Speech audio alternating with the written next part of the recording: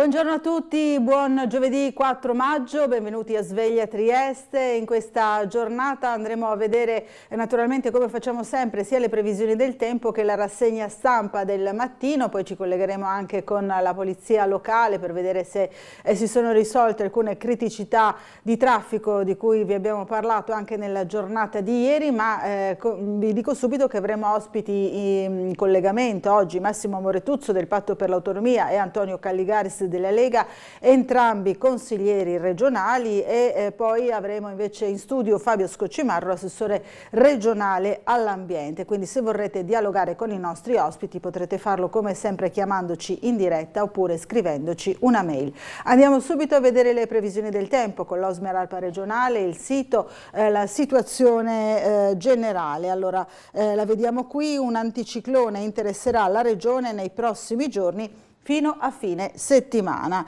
Quindi per oggi, giovedì 4 maggio, tempo stabile con cielo in genere poco nuvoloso, probabilmente anche sereno sulla costa, mentre sulle prealpi ci potrà essere variabilità. Bora moderata al mattino a Trieste, in giornata prevalenza di brezza su tutte le zone.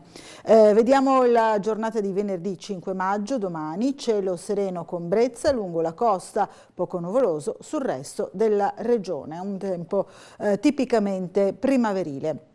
Andiamo a vedere la prima pagina del Piccolo, in edicola oggi, eccola qui. Allora ci dà conto il Piccolo della strage di Belgrado, ne parleremo poi andando a vedere anche altri quotidiani, la strage appunto in una scuola di Belgrado, e poi il caso Risiera, la corsa ai ripari sugli accessi. Dal prossimo anno una capienza di 2500 persone, l'intervento di Famulari e le rassicurazioni di Rossi. Di buono c'è che l'anno prossimo non si ripeterà. Il 25 aprile Monco alla Risiera continua a far discutere, stavolta su Andicarte. Dopo aver eseguito un accesso agli atti, la consigliera Dem Laura Famulari fa notare che a rigor di norme il tetto di 600 posti che ha causato tanti disguidi era evitabile fin da subito. Dal canto suo l'assessore Giorgio Rossi sfodera una relazione in cui fa un bilancio di quest'anno e assicura: non sottovaluteremo più il tetto massimo, l'anno prossimo sarà infatti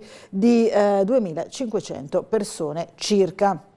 Vediamo per la cronaca, il giovane morto, lo ricorderete, Denis in moto, la raccolta fondi degli amici per Denis. E poi voragine a Ponziana, in mezzo alla strada 50 famiglie senza acqua. Le notizie di carattere internazionale, allora ne parlano un po' tutti i giornali, poi lo vedremo appunto sugli altri quotidiani. Il Blitz, attentato a Putin con 2 droni sopra il Cremlino, è illeso, e quell'attacco sempre sulla prima pagina del Piccolo, nel cuore di Mosca, che favorisce i falchi russi. Ancora sempre sulla prima pagina del Piccolo, la pandemia, l'OMS si prepara a dichiarare la fine dell'emergenza sanitaria, e l'Osservatorio del Friuli Venezia Giulia invece sul mondo del lavoro: dopo i picchi dell'era Covid in calo gli addii ai posti di lavoro. Avevamo visto questo fenomeno appunto proprio in conseguenza della pandemia. Allora andiamo a vedere altre prime pagine dei quotidiani in edicola oggi. Qui siamo sulla Repubblica, come vi dicevo appunto gran parte delle prime pagine dei quotidiani sono occupate dall'attacco al Cremlino. Qui vediamo anche un'immagine significativa: l'esplosione l'altra notte, 2 droni sono stati disattivati sopra il Cremlino dai sistemi radar russi, Putin era altrove. Poi la politica, Conte si smarcano alla piazza di Bologna insieme a Schlein, e poi Berlusconi ai 30 anni del partito Zelig. Ancora andiamo a vedere la Stampa, eccola qui: droni sul Cremlino per uccidere Putin, Mosca accusa gli ucraini che però negano l'attacco, Medvedev, dovremo eliminare Zelensky, paura di escalation. Chi ci guadagna dall'attentato? La domanda, l'analisi sulla Stampa. E poi Costa che a 13 anni fa strage di compagni, anche qui vediamo appunto il massimo massacro in questa scuola di Belgrado. Aveva disegnato tutto su un foglio A4 come un attentatore folle che pianifica la strage con cura. Questa storia agghiacciante sembra un videogame, un film dell'orrore in stile Scream, solo che il killer del delirante gioco mortale costato la vita a 8 adolescenti non abita dietro uno schermo ma a Belgrado. È un assassino in carne e ossa, non ha neanche 14 anni, si chiama Kosta Kecmanovic.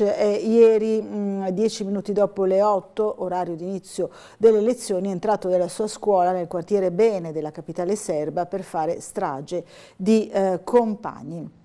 Per quanto riguarda il gas, torna la stangata in bolletta, le tariffe salgono del 22% ridimensionando l'effetto del taglio dei contributi nelle buste paga, cresce l'occupazione, decreto lavoro, trappola per i rider, la Fed alza i tassi, oggi tocca alla BCE. E poi la via Emilia sott'acqua, 2 morti, oltre 5.000 sfollati per l'alluvione. Bonaccini dice stato d'emergenza, ma il disastro è colpa nostra. È il commento di Mario Tozzi. E poi se il clima spinge l'inflazione, l'analisi di Mario De Aglio. Andiamo a vedere Libero, la CGIL in piazza contro i tagli alle tasse. Schlein e Landini preparano una manifestazione nazionale contro il decreto sul lavoro, intanto l'occupazione cresce a ritmi record, più 297.000 attivi.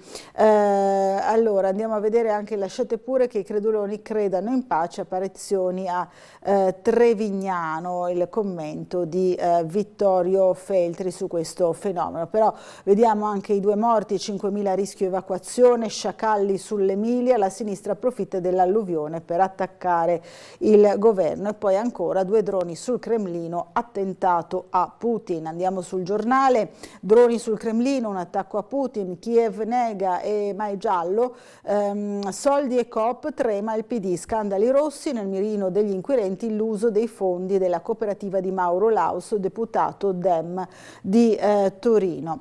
Ancora il Fatto Quotidiano, l'esclusivo, il servizio esclusivo, la DIA sulle stragi, Graviano copre B, non vuole tradirlo, l'informativa investigativa e PM di Firenze sulle bombe del 93-94, il boss intercettato in carcere nel 2016 citò una cosa bella chiesta dal leader di Forza Italia, per gli inquirenti era l'eccidio all'Olimpico, poi fallito, lui ha sempre smentito. Poi ancora, sempre sulla prima pagina del Fatto Quotidiano, Meloni fa solo spot, pronti allo sciopero, intervista a Maurizio Landini. E anche qui il drone su un Cremlino, accuse Mosca, Kiev. Il Corriere della Sera, anche qui droni sul Cremlino, attacco a Putin, Mosca, Kiev voleva ucciderlo, reagiremo, Zelensky non siamo stati noi, cauti gli USA. La guerra in Ucraina, in un video l'esplosione sopra il palazzo presidenziale, scambio di accuse, nuova strage a Kherson. Sosia, guardie e sospetti, un colpo al mito dello zar, anche questo è un commento alla vicenda.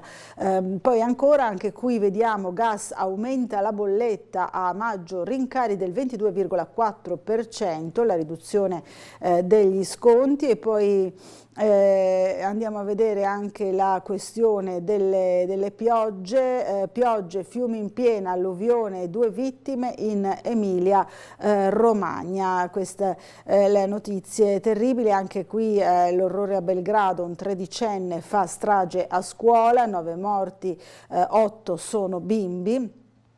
E poi vediamo una foto di Albano, un personaggio, una terra, Albano la politica, votavo Berlinguer, Ilenia, poi il divorzio, volevo farla finita, ricorda la morte della figlia Ilenia, la separazione da Romina, la tentazione di farla finita, insomma si racconta il noto cantante italiano. Torniamo sul Piccolo, andiamo a vedere le notizie del Piccolo, appunto per quanto riguarda in particolare l'Italia. Ecco qui vediamo il disastro annunciato, l'alluvione di 48 ore sull'Emilia Romagna, 2 morti, case e campi allagati, chiesto lo stato d'emergenza, i 500 sfollati, l'allarme è arrivato tardi, dicono. Poi ancora il dolore di chi ha perso tutto, tratteniamo le lacrime per dare forza ai nostri figli, tra le migliaia di persone bloccate nelle abitazioni dopo il diluvio, restiamo, dicono, per evitare che i ladri vengano a prendere prendere ciò che rimane. Adesso la ricerca va velocissima, preoccupa il boom di malattie, si parla di Covid, parla il medico Mantovani, però qui vediamo appunto Covid, pandemia finita. Oggi l'OMS, dopo 3 anni, l'incubo da 6,9 milioni di morti alle spalle, gli esperti sulle patologie trasmissibili, serve una legislazione adeguata. Questa è la notizia che troviamo un po' anche su tutti i quotidiani, così come troviamo anche la stangata del gas, il taglio ai sussidi governativi azzera l'effetto del taglio al cuneo da aprile, la bolletta aumenta, tariffe su del 22%, ARERA verso la normalità. E questo incide naturalmente sulle tasche di tutti noi. Qui vediamo anche un'analisi: dopo i picchi in era Covid diminuiscono in regione le dimissioni volontarie, da inizio 2023 hanno lasciato l'impiego 7.000 dipendenti, in calo del 7,9, crescono le assunzioni specie tra gli under 35, terziario e ristorazione in testa. Anche noi ieri abbiamo fatto un'analisi del mondo del lavoro, delle assunzioni, insomma dati che arrivano in particolare per quanto riguarda il nostro servizio dalla CGIL scusate, questo era un commento appunto della CGIL, ma c'erano appunto questi dati regionali proprio sul lavoro, sull'impiego che appunto sono in crescita, in tutto secondo i dati dell'Osservatorio del lavoro del primo trimestre. Sono stati firmati 69.000 nuovi contratti, più 5,2%. Rivediamo insieme il nostro servizio. Nel primo trimestre 2023 il mercato del lavoro in Friuli Venezia Giulia continua a segnare risultati positivi. Le assunzioni sono 68.898, il 5,2% in più rispetto allo stesso periodo del 2022. Quelle a tempo indeterminato calano di circa 100.000 unità, ma il livello rimane comunque elevato, lo rileva l'Osservatorio regionale sul mercato del lavoro. La domanda continua a essere alta nonostante le note criticità economiche legate soprattutto ai prezzi al consumo e alla produzione. È prevista una diminuzione del PIL nel 2023, ma è probabile che la domanda di lavoro continui a essere elevata per effetto di un trascinamento positivo della crescita avvenuta da 2 anni, osserva Carlo Scorvino, responsabile dell'osservatorio. Nel primo trimestre le cessazioni dei rapporti di lavoro sono 49.807, in calo rispetto al 2022. Il saldo complessivo, assunzioni al netto delle cessazioni, è di oltre 25.000 unità contro le circa 21.000 del 2022. Le dimissioni volontarie superano di poco quota 6.000 unità, in riduzione rispetto all'anno scorso. Le assunzioni a tempo determinato sono 32.319, più 4,2% rispetto allo stesso periodo 2022. In aumento anche quelle con lavoro intermittente e parasubordinazione. I contratti di somministrazione sono 10.700 circa, in contrazione rispetto al 2022. Le assunzioni di uomini sono 38.837, di donne 30.500 circa. Vengono assunti per lo più gli under 34. La classe 25-34 anni tocca 18.500 assunzioni, più 16,8%, e quella dei 15-24 quota 12.746, più 22,3%.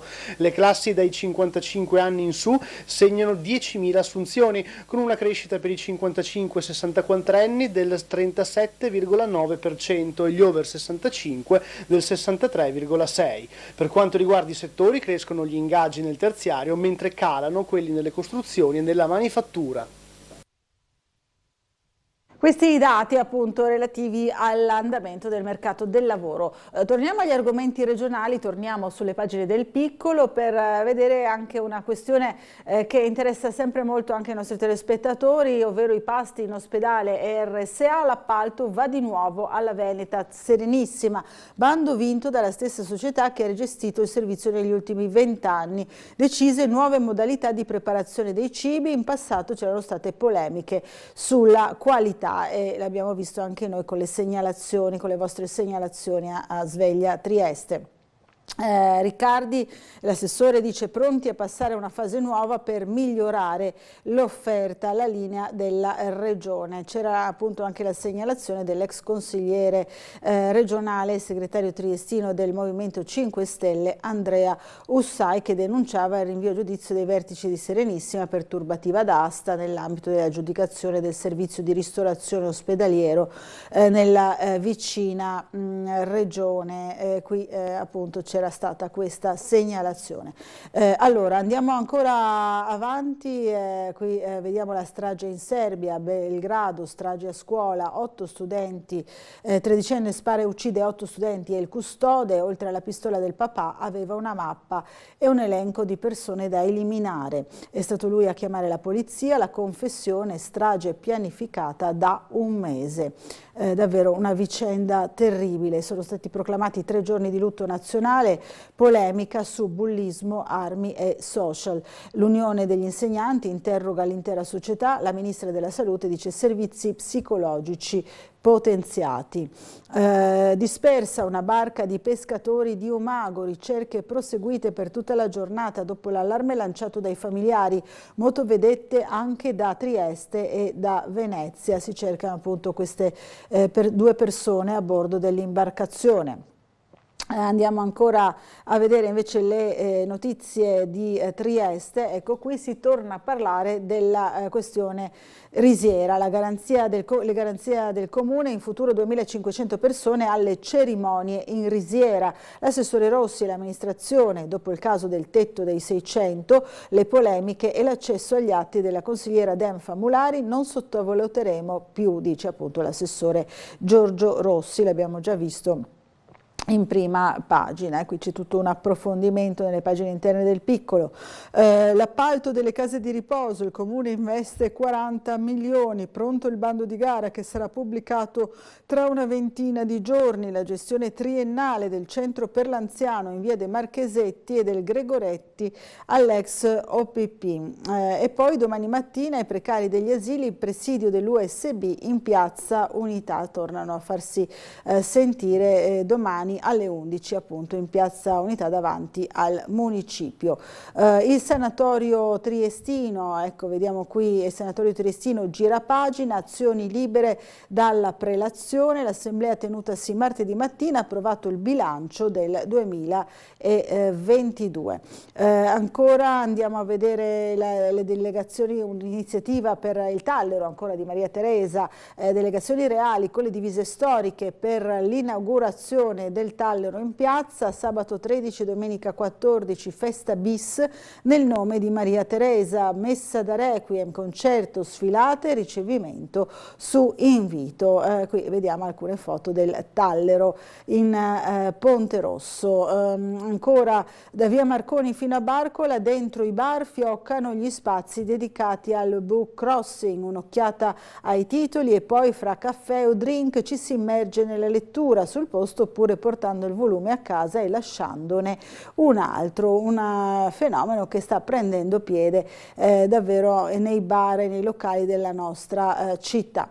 La notizia di ieri ve l'abbiamo comunicata anche noi con un servizio che rivedremo fra poco, voragine in mezzo alla strada, per ore 50 famiglie senza acqua, il buco sulla carreggiata causato dalla rottura di una condotta idrica, guasto riparato nel pomeriggio nel rione di Ponziana. Qui vediamo appunto le foto, ma abbiamo realizzato un servizio con immagini particolarmente significative, anche impressionanti, allora rivediamolo insieme.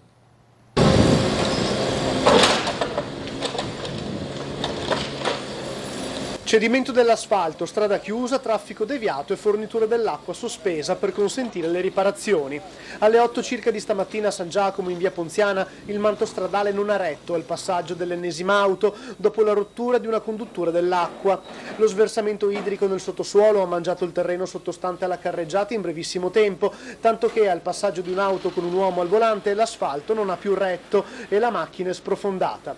A subire danni fortunatamente solo l'automobile, mentre il conducente è rimasto illeso. Sul posto sono arrivati i vigili del fuoco che hanno delimitato l'area e provveduto alla messa in sicurezza della strada. L'auto incidentata è stata rimossa e via Ponziana è stata chiusa nel tratto da via dell'Istria a via Mansanta.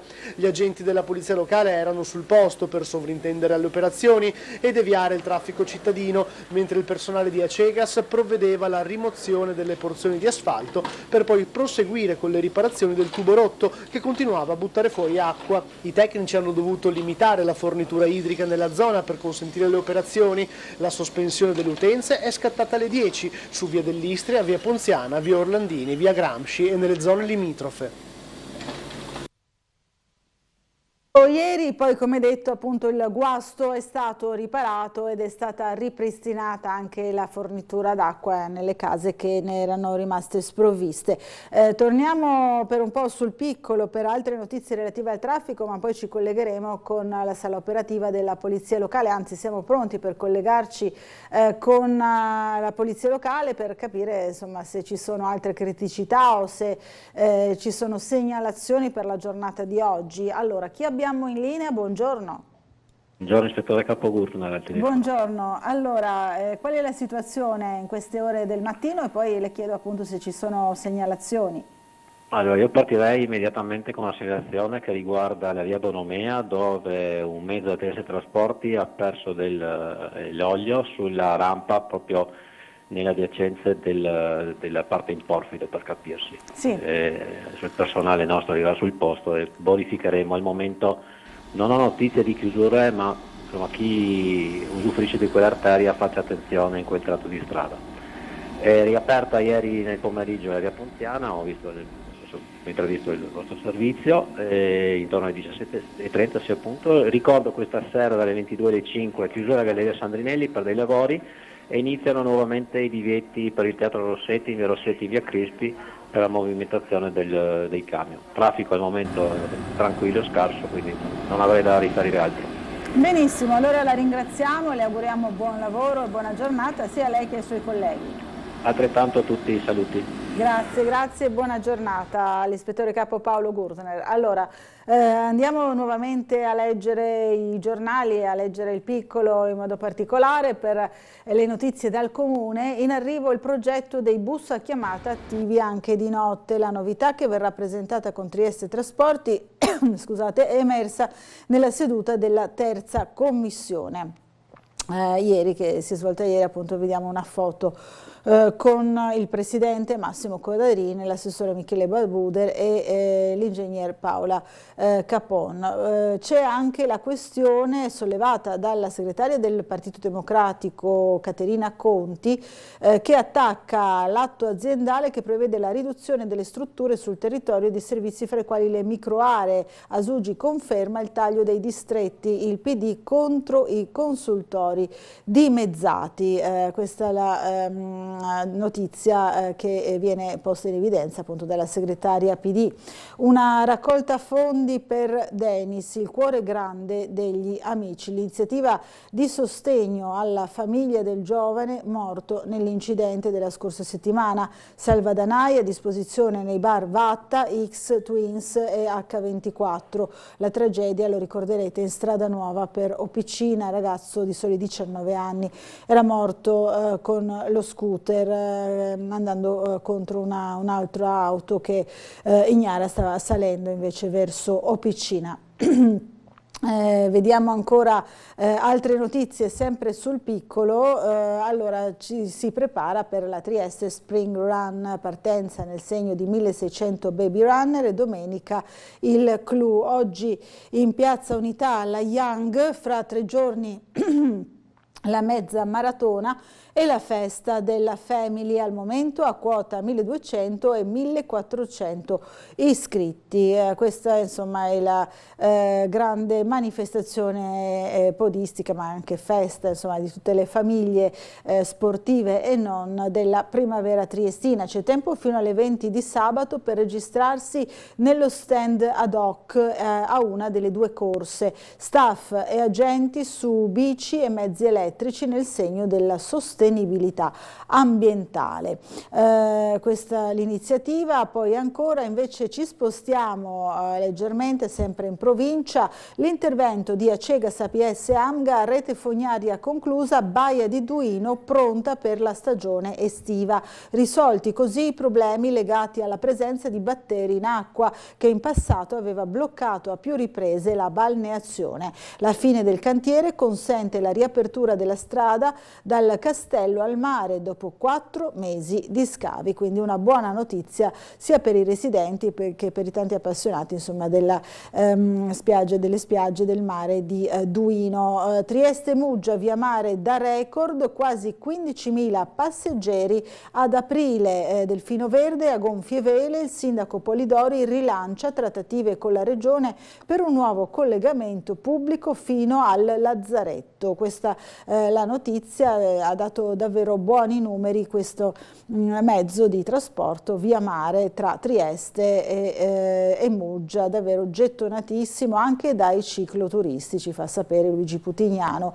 sul Piccolo. Noi invece ci siamo spostati ieri, nella giornata di ieri, a Monfalcone, ancora un po' dall'altra parte, insomma, della regione rispetto a Muggia, per parlare con il sindaco Anna Maria Cisint del nuovo museo, il museo del municipio, che sta sorgendo proprio all'interno di una sala del municipio stesso, del palazzo municipale al piano terra, un museo dedicato ai resti medievali delle antiche mura della città. Vediamo.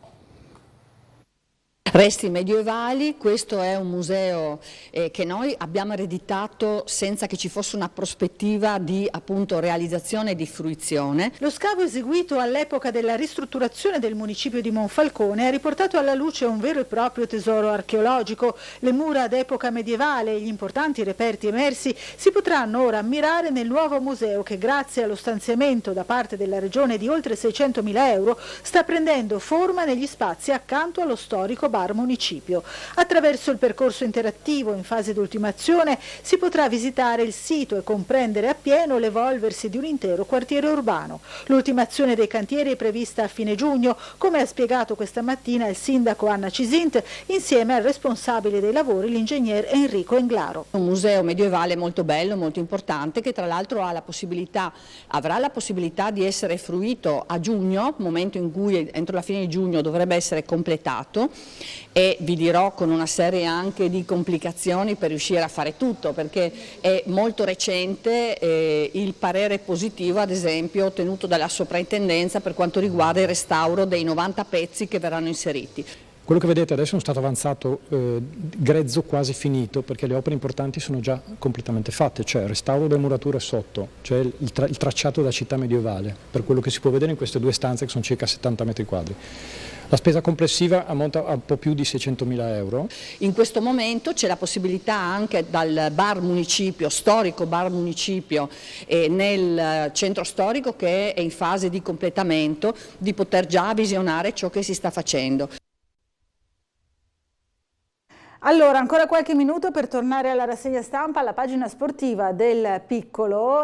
Vediamo che si parla della Triestina, naturalmente, e cresce la febbre. Venduti già 3.000 biglietti, prezzi popolari stanno aiutando a riempire lo Stadio Rocco in vista di sabato. Per il match di ritorno contro il San Giuliano già allestiti 6 pullman per Serenio, quindi per i play-out della Serie C. E intanto c'è anche il caso, indagine pergolettese, cominciati gli interrogatori, ne abbiamo parlato anche noi ieri con un servizio proprio sulle indagini riguardanti questo presunto illecito. Non so se facciamo in tempo a rivedere insieme il servizio di Bernardo Gulotta.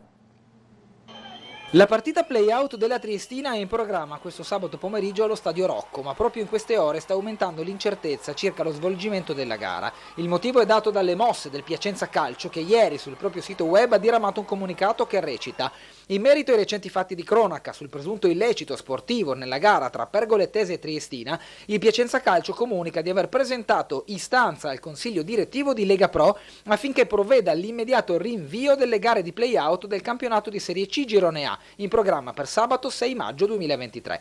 Nelle prossime ore verrà altresì depositato ricorso al Tribunale Federale Nazionale affinché accerti eventuali responsabilità e applichi le relative sanzioni, nonché sospenda in via cautelare la disputa dei play-out di Serie C Girone A. La società ritiene che sia di preliminare interesse per la collettività e per lo sport in generale fare chiarezza sulla vicenda. A beneficio delle stesse società coinvolte e nel rispetto di chi opera e lavora nell'ambiente, la giustizia e la trasparenza devono anteporsi allo spettacolo. La società ribadisce la propria fiducia negli organi di giustizia sportiva e confida in un pronto riscontro.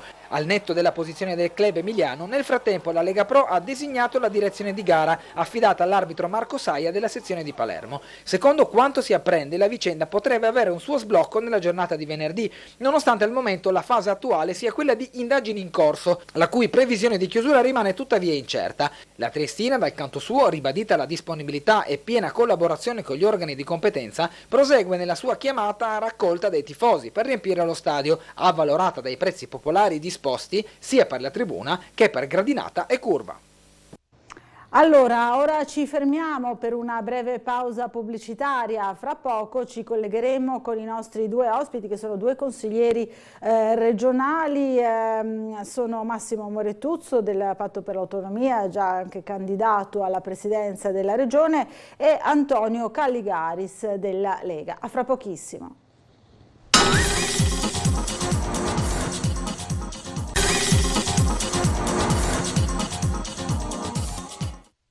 Allora, bentornati in diretta Sveglia Trieste. Dunque, stiamo cercando di collegarci con entrambi i nostri ospiti. C'è qualche piccola difficoltà tecnica per quanto riguarda l'informatica, immaginiamo.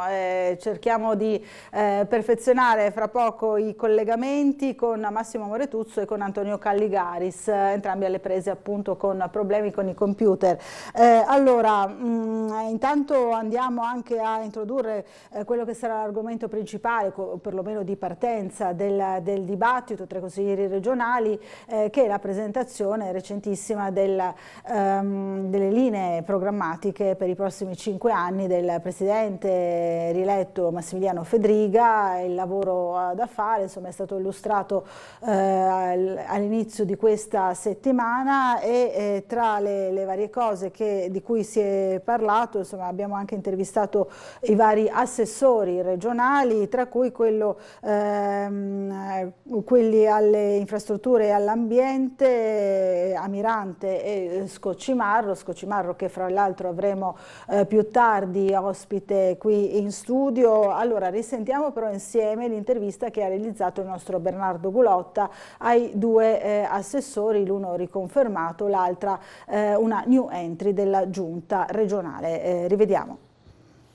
Infrastrutture e ambiente, un assessore nuovo e uno riconfermato, entrambi però dello stesso partito. Cristina Amirante e Fabio Scoccimarro di Fratelli d'Italia, titolari delle deleghe già menzionate, tracciano il lavoro da fare in questo mandato appena incominciato. Logicamente la nuova rappresentante della giunta con la delega alle infrastrutture menziona la terza corsia autostradale fra le più importanti partite da giocare in questo mandato, opera che al pari di altre è il frutto di una programmazione a lungo termine. I temi chiaramente della terza corsia da un lato, della implementazione del sistema degli interporti, quindi del trasporto su rotaia e non più su gomma di molte merci, ma ci sono dei completamenti infrastrutturali, parlando proprio della statale 13 Pontebana, che riguardano le province di Pordenone e Udine, dove bisogna assolutamente mettere mano, con opere peraltro anche già finanziate dalla Regione. Sulla scia dei 5 anni trascorsi, con in mano alcuni importanti risultati ottenuti, vedi per esempio la Ferriera, dove l'assessorato all'ambiente ha fatto la sua parte, Fabio Scoccimarro rilancia progetti sulle linee di costa e sull'efficientamento energetico. D'accordo con il Comune di Trieste, fare dei progetti ambiziosi,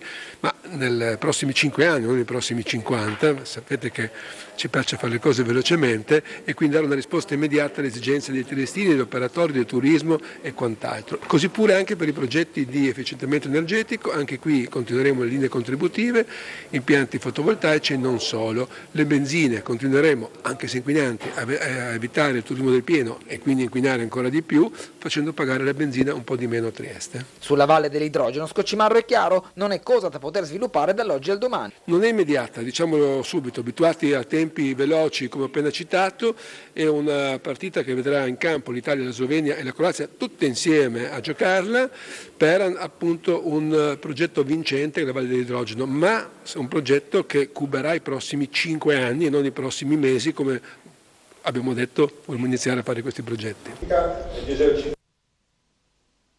Dunque le prime parole insomma, programmatiche di due degli assessori della nuova giunta Fedriga bis, entrambi appunto abbiamo sentito di Fratelli d'Italia, l'uno riconfermato, l'assessore Scoccimarro all'ambiente e energia, l'altra new entry alle infrastrutture, sicuramente una delega pesante, una delega importante in capo a Cristina Amirante. Allora intanto è riuscito a collegarsi con noi, lo ringraziamo di questo collegamento. Antonio Calligaris, consigliere regionale, riconfermato anche lui della Lega. Buongiorno e ben arrivato.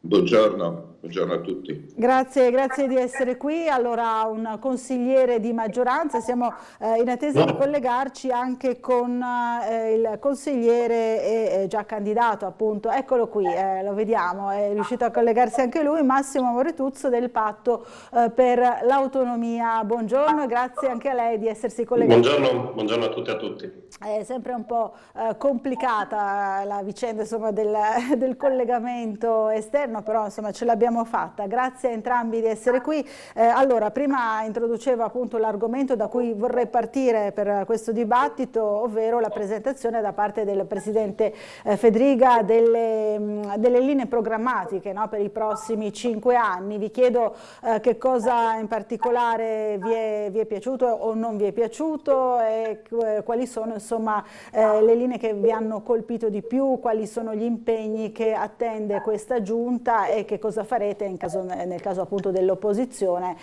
per invece cercare di incidere dal vostro punto di vista per i lavori dei prossimi 5 anni del Consiglio regionale. Allora cominciamo da Antonio Calligaris, consigliere di maggioranza. Che cosa dice di questa presentazione nel segno della continuità, no? Per di capire. Sì, allora sicuramente nel segno della continuità. Un aspetto particolare e importante del discorso del Presidente è stata l'attenzione sul calo demografico e su come affrontarlo, perché è una questione che proprio nelle linee programmatiche, nel suo discorso, si è vista centrale perché collega tutta una serie di azioni che sono già state attivate o promosse durante questo primo mandato e quindi per affrontare il calo demografico punta nell'azione della Giunta molto sul sviluppo economico, l'attrazione di investimenti in Friuli Venezia Giulia e quindi per creare nuovi insediamenti produttivo e quindi nuovo lavoro e anche collegato un rafforzamento di tutte quelle iniziative e azioni che sono state fatte sulla famiglia e sugli incentivi, ad esempio gli asili nido, i bonus per la famiglia, il trasporto scolastico, quindi una visione integrata di azioni che sono quelle fondamentali ma che vengono affrontate in un unico per invertire la rotta del calo demografico. Cioè qual è il senso? Il senso è questo: bisogna cercare di favorire l'arrivo di nuove attività economiche, lo sviluppo di nuove attività economiche che diano un lavoro importante e anche magari qualificato per i nostri giovani, che sostenuti da azioni importanti sulla famiglia possano quindi avere quella stabilità e quella serenità necessaria per mettere su famiglia e quindi garantire il futuro della nostra regione. Questo insomma è il punto principale che rileva Antonio Calligaris, naturalmente non l'unico, poi ci sarà modo di parlare anche degli altri, ma chiedo a Massimo Moretuzzo cosa ne pensa insomma di questa, tutte le misure che sono state fatte appunto già dalla passata giunta Fedriga e quelle che ha annunciato per rafforzare insomma gli aiuti alle famiglie e per contrastare il calo demografico.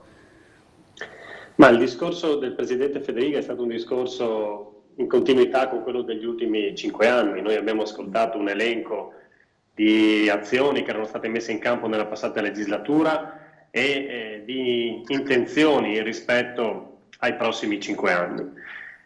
Abbiamo preso atto con anche in parte un po' di stupore che ci sono stati alcuni temi che non sono stati per nulla toccati da parte del Presidente e che invece rappresentano davvero delle questioni abbastanza importanti per il futuro del Friuli Venezia Giulia. Penso a un tema come quello dei cambiamenti climatici dovuti al riscaldamento globale, ad esempio, che il Presidente non ha minimamente toccato nel suo discorso, salvo un rapido passaggio sul tema della siccità, rispetto al quale sono state dette alcune delle 2 o 3 cose che sono state fatte con grande parsimonia rispetto a questo tema nella passata legislatura. Non è stato detto niente rispetto al tema appunto dell'adattamento ai cambiamenti climatici che il nostro territorio dovrà mettere in cantiere da subito, non solo rispetto alla questione della siccità. Non è stato detto nulla rispetto al mondo degli enti locali, tutta la questione dei piccoli comuni che sono in grandissima difficoltà. Il Presidente ha fatto un passaggio sul tema delle province, dicendo che è intenzione da parte della maggioranza di procedere sulla strada della reintroduzione delle province, ma non è stato detto nulla rispetto alla riforma Roberti, all'incaglio delle comunità che non sono partite quasi da nessuna parte, laddove sono partite senza la condivisione di grandi servizi, e quindi ci sono stati davvero dei buchi importanti. Poi rispetto al tema sanità, la cosa che personalmente non mi ha convinto per nulla è da una parte il mancato riconoscimento della situazione di grande difficoltà nel quale si trova il servizio sanitario regionale rispetto alla tenuta stessa di alcuni servizi, alla fuga del personale che è stata importantissima negli ultimi anni, con centinaia di persone che continuano a dare le dimissioni da parte dal servizio pubblico per approdare ai servizi privati, e l'individuazione del privato convenzionato come l'unica risposta al tema delle liste d'attesa, no? E quindi l'affermazione per la quale si può affrontare il tema delle liste d'attesa dicendo aumentando il budget che viene riservato al privato convenzionato.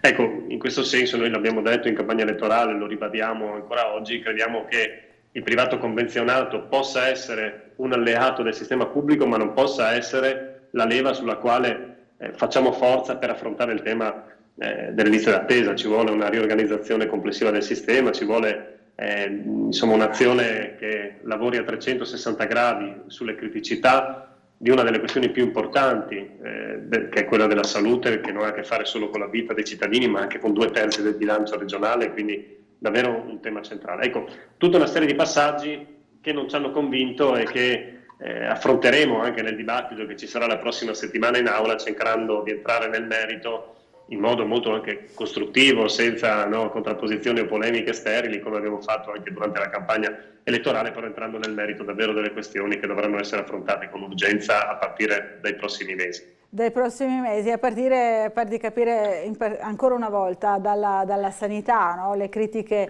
principali arrivano anche su questo comparto importantissimo. Diceva il consigliere Moretuzzo, non si può puntare tutto sul privato per risolvere l'annoso problema che ci testimoniano tante volte anche i nostri telespettatori, ci segnalano perlomeno appunto delle liste d'attesa, di tutti i vari problemi che emergono e sono emersi in modo più prepotente anche dopo la pandemia. Così Calligaris, come replica su questo punto? Allora, intanto cominciamo sulla questione ambientale. Il passaggio del Presidente è stato quello che bisogna coniugare lo sviluppo che è necessario, no? e la necessità di creare il lavoro con la questione ambientale, senza ideologie e senza precludersi strade né da una parte né dall'altra. Voglio ricordare per esempio appunto l'intervento fatto sulla siccità, dove il Presidente ha parlato di uno studio, sta pensando e si sta studiando la questione di prevedere, se possibile, creare un impianto di desalinizzazione dell'acqua, come in Israele, per esempio, che è una cosa abbastanza innovativa e penso che in Italia sia abbastanza nuova come idea. Sulla questione sanità, guardate che il Presidente non ha detto privatizzate e privatizzeremo.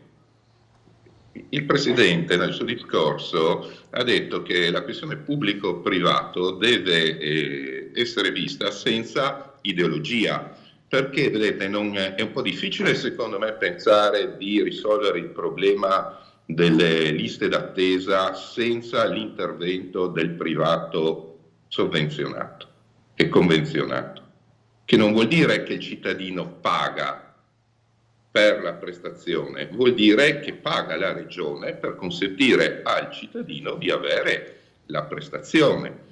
Perché se continuiamo a dire no al sistema privato in convenzione, e giustamente l'ha chiarito il Presidente Fedriga, cosa succede? Che il nostro cittadino va nella regione vicina dove utilizza le strutture private in convenzione, e quindi noi sostanzialmente stiamo finanziando il privato convenzionato del Veneto, perché questa è la realtà. Quindi dire no al privato in maniera ideologica qui vuol dire praticamente sovvenzionare il privato del Veneto. Questa è la cosa che va detta, perché questa è la realtà.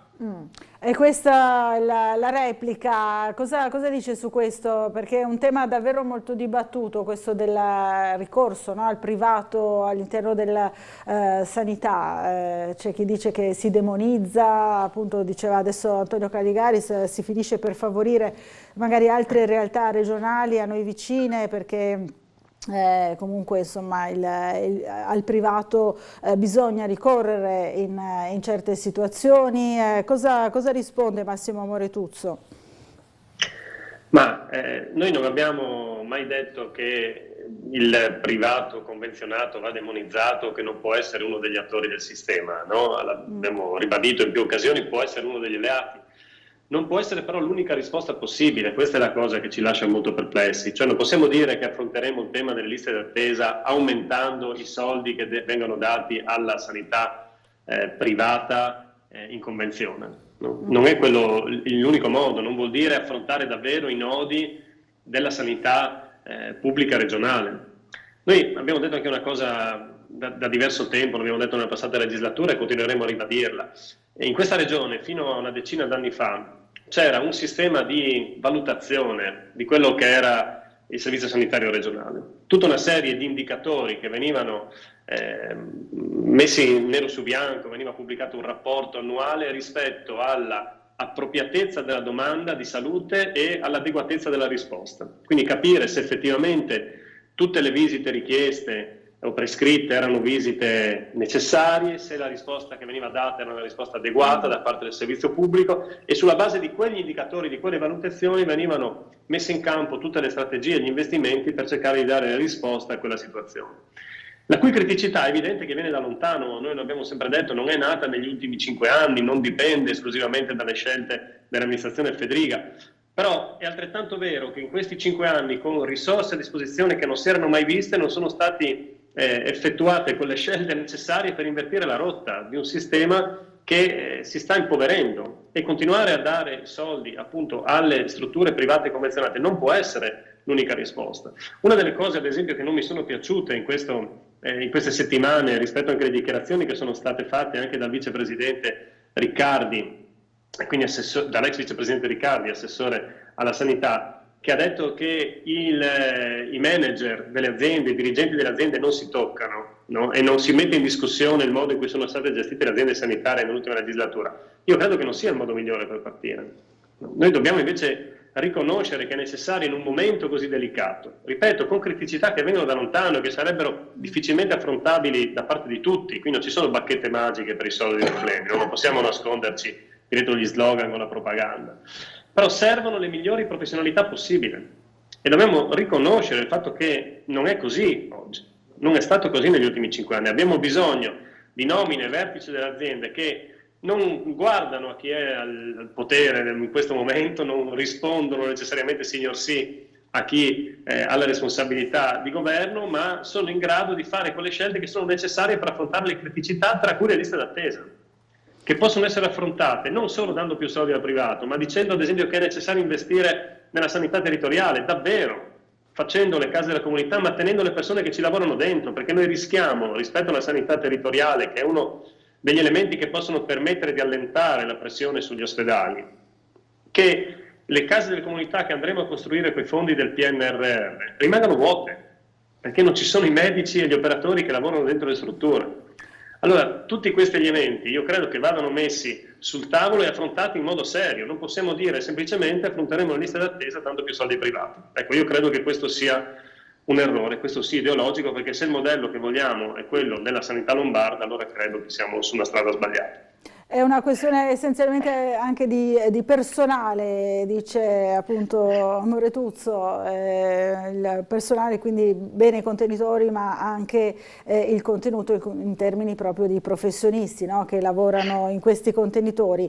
Avete toccato anche il tema dei cambiamenti climatici che erano presenti anche appunto secondo Moretuzzo non in maniera sufficiente nel discorso d'apertura del Presidente Federica. Oggi leggiamo sui giornali le notizie drammatiche non della siccità ma della pioggia, no? I morti in Emilia Romagna, abbiamo visto davvero una situazione terribile e in qualche modo anche annunciata, lo dicono insomma varie testate, sull'ambiente si sta facendo abbastanza. Lei prima Caligaris ha citato il progetto per la desalinizzazione, no, dell'acqua marina, quindi per questo impianto, ma la nostra zona presenta tanti altri problemi, ad esempio ricordiamo la stagione passata degli incendi, quindi sempre dovuti essenzialmente alla siccità e i fenomeni che sono sempre più violenti, no, come abbiamo visto purtroppo anche adesso in Emilia Romagna.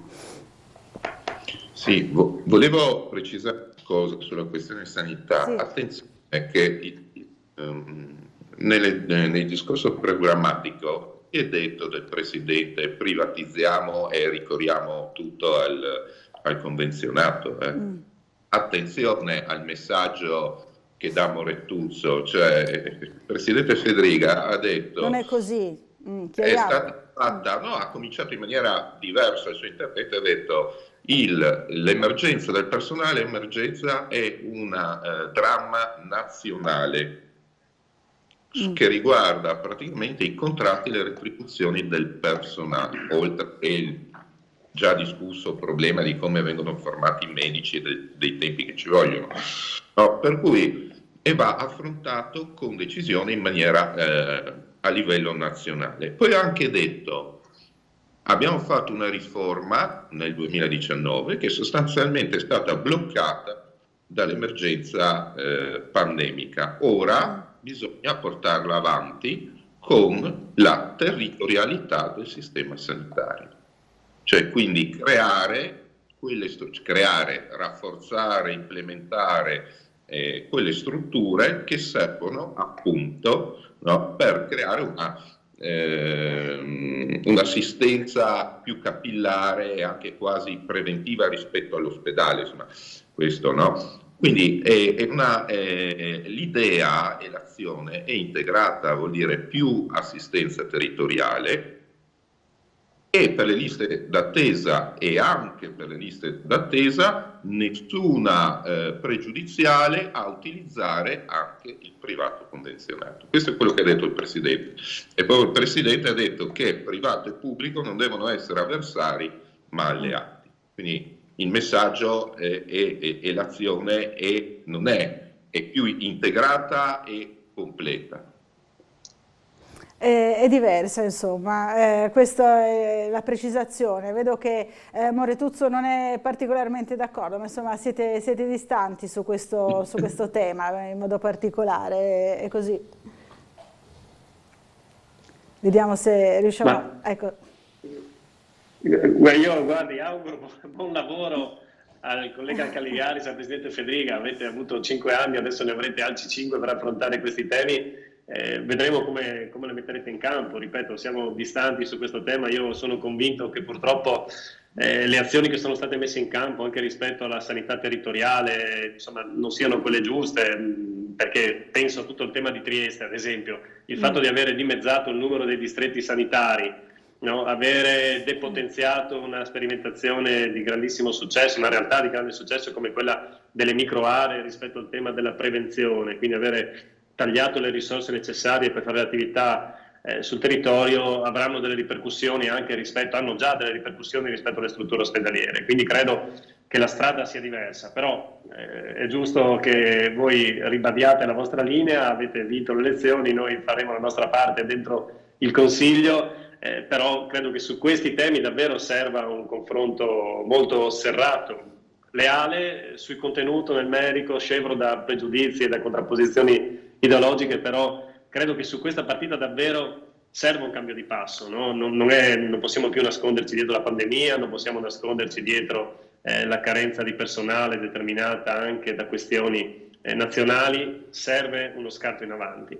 Per questo dico che anche le nomine ai vertici delle aziende saranno un passaggio importante. Confermare le scelte fatte in questi anni io credo che sia un errore, come credo che sia un errore appunto dire le risorse che avremo a disposizione per affrontare le liste d'attesa le daremo al privato convenzionato. Credo che si debba invece ripartire da una riorganizzazione del sistema pubblico, dove poi il privato convenzionato, ripeto, può dare una mano, però è un approccio completamente diverso. Quindi dalle parole del Presidente questo si è percepito.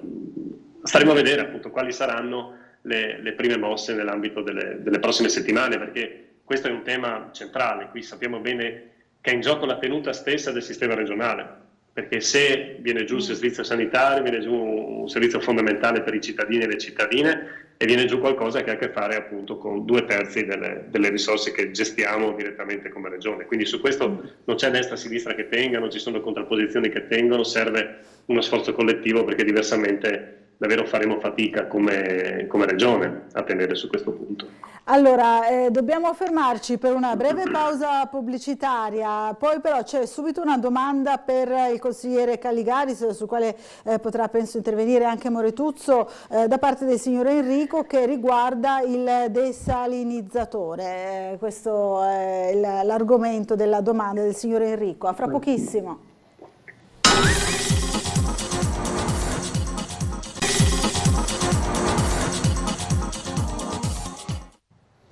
Allora, bentornati in diretta a Sveglia Trieste. Oggi giovedì 4 maggio siamo ancora in collegamento con i 2 consiglieri regionali, uno di maggioranza e l'altro d'opposizione, Antonio Caligaris della Lega e Massimo Moretuzzo del Patto per l'Autonomia, e c'è una domanda, come vi dicevo prima della pubblicità, da parte del signor Enrico, che ci scrive una domanda del signor Caligaris: che senso ha progettare un desalinizzatore in regione quando abbiamo un Timavo che scarica a mare 500.000 di metri cubi al giorno d'acqua gratuita, migliore di quella che potrebbe fornire un desalinizzatore, dice il signor Enrico, che evidentemente è esperto in materia. Chi ha insinuato nell'ambito della regione questa idea bizzarra la trova così, il signor Enrico: acqua del Timavo gratuita a costo di un desalinizzatore enorme, con enormi costi di gestione e danni all'ambiente marino per scarico del sale prodotto. Insomma, questa è l'opinione del signor Enrico, che ci sta guardando, che ci sta seguendo, è un affezionato telespettatore di Tele4. Cosa replica, cosa vuol dire insomma il signor Enrico? Antonio Caligaris. Allora, il problema è che non c'è solo il Timavo, no? Nei momenti di siccità abbiamo avuto certo. Sul tagliamento, sull'Isonzo, no? È un problema di irrigazione, è un problema che riguarda vaste fasce della regione. Allora, non è un'idea bizzarra, la fanno in Israele, dove mi pare viene utilizzato proprio per anche usi agricoli, no? In maniera stabile, lo fanno mi pare in Corea, quindi è una scelta, è un'opzione possibile molto costosa, questo è vero, perché si parla di, mi pare che per un impianto da 100.000 metri cubi d'acqua si trova come 120 milioni di euro. No, però è una soluzione che non vedo perché non si possa, cioè bisogna precludersi. Cioè, soprattutto il nostro problema è che mentre ad esempio in Israele lo usano in maniera costante, la nostra realtà riguarderebbe solo i periodi o la necessità di affrontare periodi di siccità. Però è una questione, una soluzione tecnologica che viene utilizzata in diversi paesi all'avanguardia, quindi non vedo perché noi dobbiamo dire no. E non credo che il Timavo riesca ad affrontare esigenze di tutta la regione o delle aree della regione fortemente coinvolte, per esempio la Stato.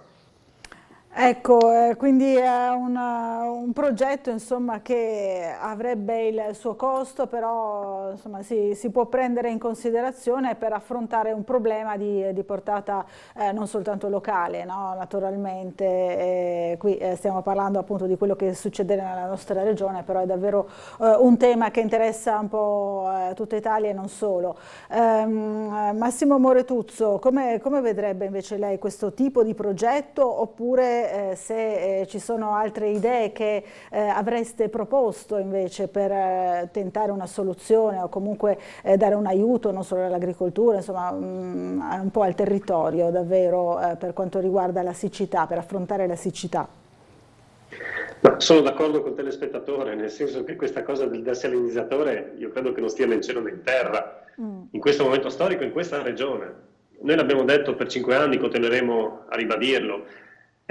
La prima cosa da fare è evitare gli sprechi. Noi non siamo in Israele qui di acqua ce n'è, viene gestita malissimo. Noi abbiamo delle perdite nella rete acquedottistica che sfiorano il 50%.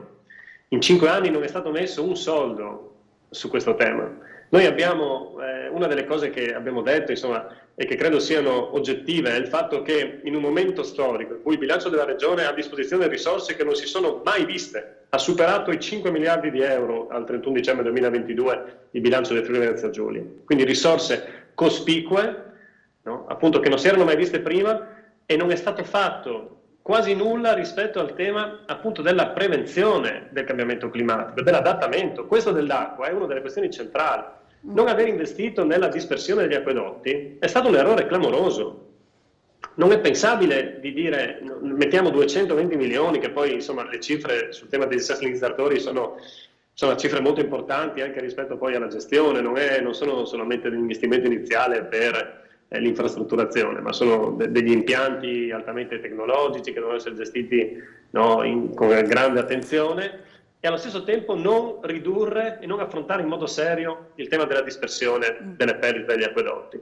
Non è pensabile continuare con un modello, ad esempio, di irrigazione che continua ad avere delle dispersioni enormi. Noi abbiamo oltre 13.000 ettari nella pianura friulana che vengono ancora irrigati a scorrimento.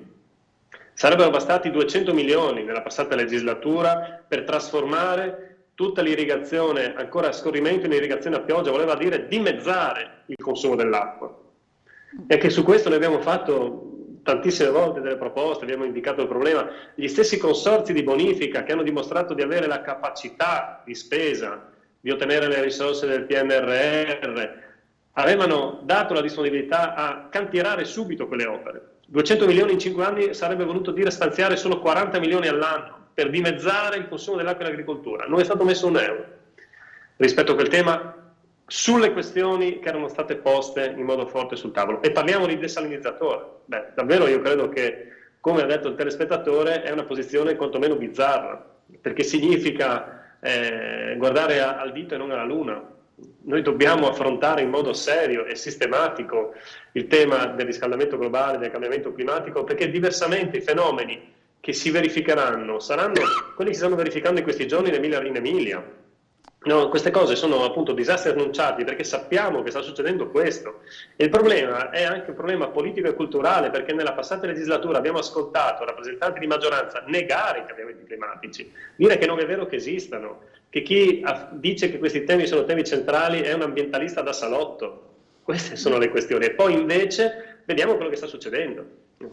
Allora, meno soldi per appunto idee bizzarre o impianti da sci a 1000 metri di altezza, come è stato fatto nella passata legislatura. Ricordiamo i 60 milioni di euro messi in nuovi impianti da sci a 1000 metri di altezza, che tra qualche anno saranno localizzati, perché è evidente che è così, ce lo dice la comunità scientifica, ce lo dicono i dati sul cambiamento climatico, e più soldi davvero nella riduzione delle dispersioni, delle perdite e nella serietà per affrontare un tema che è epocale. Anche questa insomma una critica che avete portato più volte alla passata giunta Fedriga e evidentemente anche a quella attuale. C'è anche la mail di un altro affezionato telespettatore che invece ci sposta l'argomento nuovamente sulla sanità. Allora ci scrive Claudio Visintin, sono Claudio Visintin, chiedo agli entrambi gli ospiti graditi un loro pensiero se intendono portare 2 centrali del 112 dell'emergenza distaccate da Palmanova, una a Trieste, cioè una a Palmanova, una a Trieste che serve anche da Palmanova, una a Trieste che serve anche Gorizia e una a Udine che serve pure Pordenone, quindi tornare a 2 centrali in qualche modo invece che una soltanto a Palmanova. Questo era uno dei progetti che fra l'altro l'opposizione aveva anche così caldeggiato, no? Anche sulla base di alcune opinioni professionali, se non ricordo male. I triestini con i sindacati dei medici a tale proposito, specifica Claudio, hanno raccolto migliaia di firme. Pensateci seriamente, non vorrei che dopo aver votato non teniate in considerazione il volere dei cittadini. Grazie e buon lavoro. Insomma, è sempre molto attento il signor Claudio e giustamente insomma, chiede conto di quello che è stato il suo voto alle regionali e quindi dice adesso tenete conto delle nostre richieste, delle richieste del territorio. Chi vuole rispondere per primo su questo tema? Facciamo rispondere prima a Moretuzzo perché so che appunto l'opposizione e il centrosinistra era sempre così attento a questa parte della sanità per quanto riguarda l'emergenza e riguarda appunto il 112, il numero unico, se fare una centrale unica oppure 2 centrali distaccate, insomma una per un territorio e una per l'altro. Beh, la questione dell'emergenza-urgenza è stata una delle questioni centrali che ha vissuto anche momenti di più grande difficoltà. Noi sappiamo bene che tutto il tema della gestione dei pronti soccorso, non solo negli ospedali maggiori ma anche in quelli minori, è stata oggetto di grandissimo dibattito e deve esserlo ancora perché oggettivamente è una delle questioni più spinose e più importanti. Io torno al ragionamento che avevo fatto prima, se non si vuole tornare alle 2 centrali, se ci sono gli elementi per dire che la centrale unica funziona, come ha ribadito più volte anche l'assessore Riccardi, deve essere però fatto una valutazione su quello che è successo e su quali sono le modalità per affrontare il tema. Noi diciamo quantomeno facciamo un percorso di valutazione assieme agli operatori. Questa è un'altra delle questioni di metodo rispetto a come intendiamo affrontare i temi della sanità. Nel senso che è necessario un tavolo permanente di confronto con gli operatori sanitari, con le categorie mediche, con le professioni, per capire se le cose stanno funzionando oppure no e quali possono essere gli strumenti da attivare. Perché anche rispetto al tema della centrale unica o sdoppiamento della centrale, io personalmente sono molto laico e dico ragioniamoci in modo serio, però a partire da dati oggettivi, a partire da un confronto serio con chi lavora dentro le strutture. Facciamoci dire da loro se il modello della centrale unica funziona oppure no, dopo questi anni di attivazione. Facciamo davvero in modo molto neutrale, no? Non è questione di maggioranza o di minoranza, una valutazione seria su quello che è successo e sull'efficacia del modello. E se è necessario cambiare, dobbiamo riconoscerlo e dire che può essere attivato un modello diverso, sdoppiando la centrale. Però la cosa che credo sia sbagliata è quello di non affrontare il tema, non affrontare un confronto serrato, necessario, con le categorie e con le professioni per capire se effettivamente è necessario un cambiamento. Kelly Garis, su questo tema che sta molto a cuore non soltanto al nostro telespettatore Claudio ma a tanti cittadini, cosa dice? E difatti mi ricordo già una domanda proprio qua in trasmissione, sì, no? Allora su questo, se sdoppiare o meno la centrale, c'è proprio come l'altra volta c'è. Esatto, invece che a Palmanova una unica, diciamo una a servizio delle province di ex province di Udine e Pordenone e l'altra Trieste Gorizia, no? La volta, allora è stata, allora c'è una valutazione su questo, no? Chiesta fra l'altro, oltre che dalla minoranza, anche mi pare da una forza di maggioranza, sì, per l'Italia proprio di Trieste. No, per fare una valutazione, se proprio con una valutazione tecnica sui benefici o meno di sdoppiare e creare due centrali territoriali, insomma uno per l'area pordenonese udinese e uno per l'area giuliana dai Gorizia Trieste. Quindi questa è una valutazione che mi pare si stia facendo. Questa insomma la replica. Allora, intanto sulla sanità oggi sul giornale c'è anche la riconferma dell'appalto, no? Che va di nuovo alla Veneta Serenissima per quanto riguarda i pasti negli ospedali, altro tema spesso sollevato dai nostri telespettatori e alle RSA. È stato vinto dalla stessa società che ha gestito il servizio negli ultimi 20 anni, sono state decise nuove modalità di preparazione dei cibi proprio in considerazione anche delle polemiche sulla qualità del servizio dei pasti che erano state sollevate in passato. No? È una notizia proprio di oggi per quanto riguarda proprio i pasti negli ospedali, altro aspetto importante della sanità. Per quanto riguarda sempre la regione si parla anche di lavoro perché ieri c'è stata anche la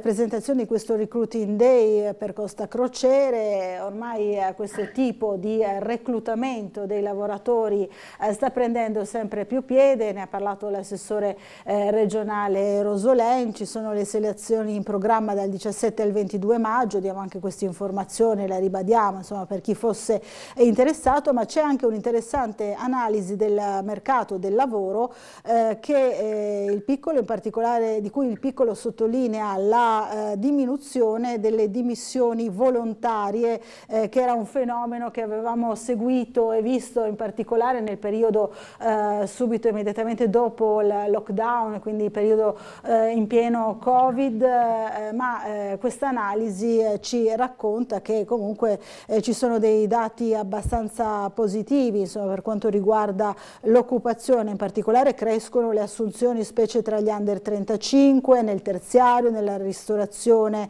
che sono sempre in testa per quanto riguarda le nuove assunzioni.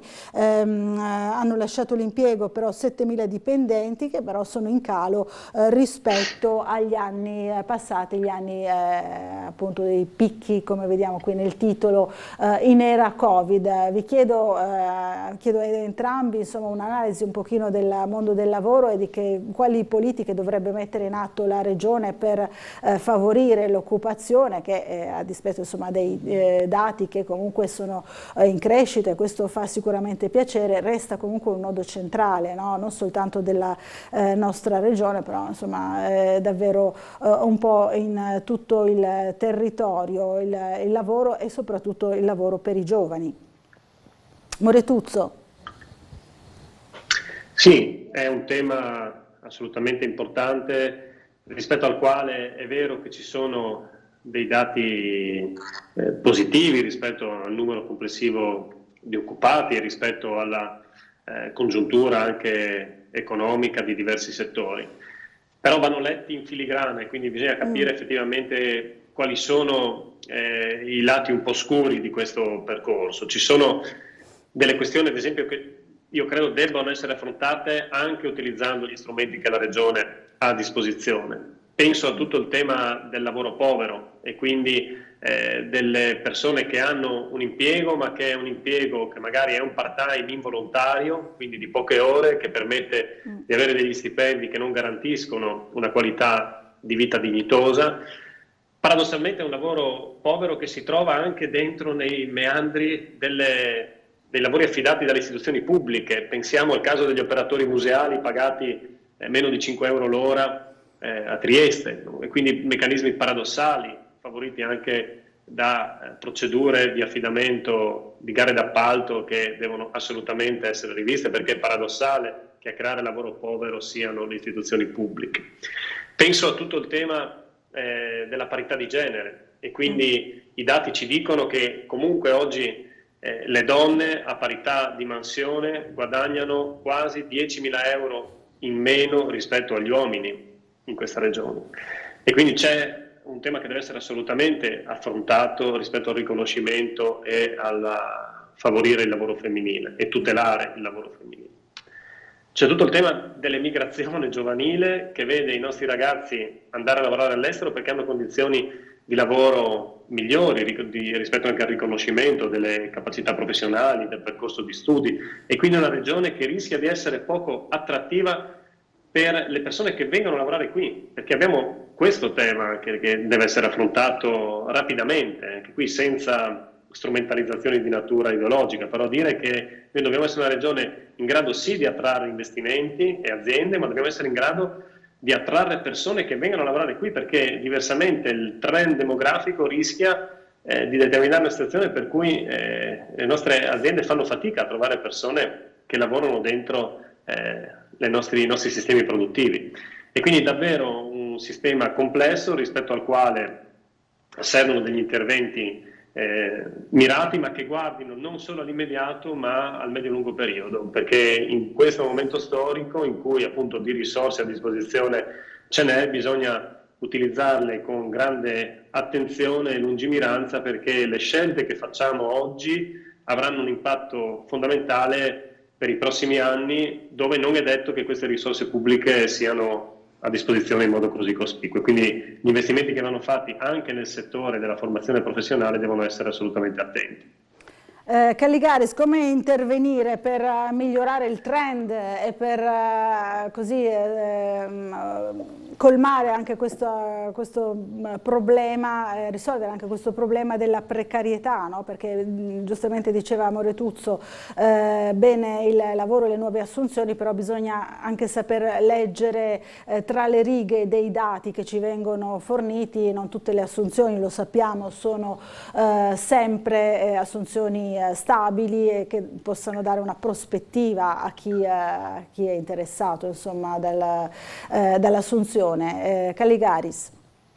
Allora, vede, questo era quello che ho detto anche all'inizio, no? Perché nel discorso programmatico il Presidente ha proprio detto che bisogna cercare, uno degli obiettivi è cercare di dare stabilità all'occupazione, cioè creare nuova e diciamo migliore occupazione e darle una stabilità. Allora, per esempio, la Regione Friuli Venezia Giulia ha attuato tutta una serie di azioni per incentivare l'assunzione e dare stabilità. Per esempio, penso appunto agli incentivi a chi assumeva, prima donne, poi nuovi assunti. Cioè, questa è una serie di azioni che sono state messe in campo che bisogna continuare. Sulla questione praticamente degli appalti, delle cooperative, come si può dire, della paga bassa anche nelle istituzioni pubbliche, questo è effettivamente un problema che anche questo va affrontato. Tutto questo si collega però alle forme di aiuto e di sostegno alla famiglia che la Regione mette in campo. Cioè, è chiaro che in una situazione di paghe così basse era necessario intervenire, non so, sugli asili nido, sul trasporto scolastico, sulla dote famiglia, sulla dote scuola, cioè dare un sostegno reale per anche salari bassi o chi è in difficoltà. Questa è un'azione che è stata fatta, che deve essere anche potenziata. Il Presidente ha detto di ampliare e rendere strutturali queste misure. Questa è una delle grandi sfide della nuova giunta. Poi è stata posta l'attenzione di ampliare e rendere, insomma, più importante la misura fatta nello scorso mandato sui talenti. No? È stata fatta una legge regionale dove si dà un piccolo contributo, sono 3.000-4.000 euro a chi tornano per reinsediarsi. Questa è una cosa che va ampliata per lavoratori di alta formazione. Ora però dobbiamo capirci su questo, no? Su chi vogliamo, cioè noi vogliamo che i nostri giovani restino qui a lavorare e vogliamo attrarre giovani e altri lavoratori di alta formazione, no? Questo era il principio della legge.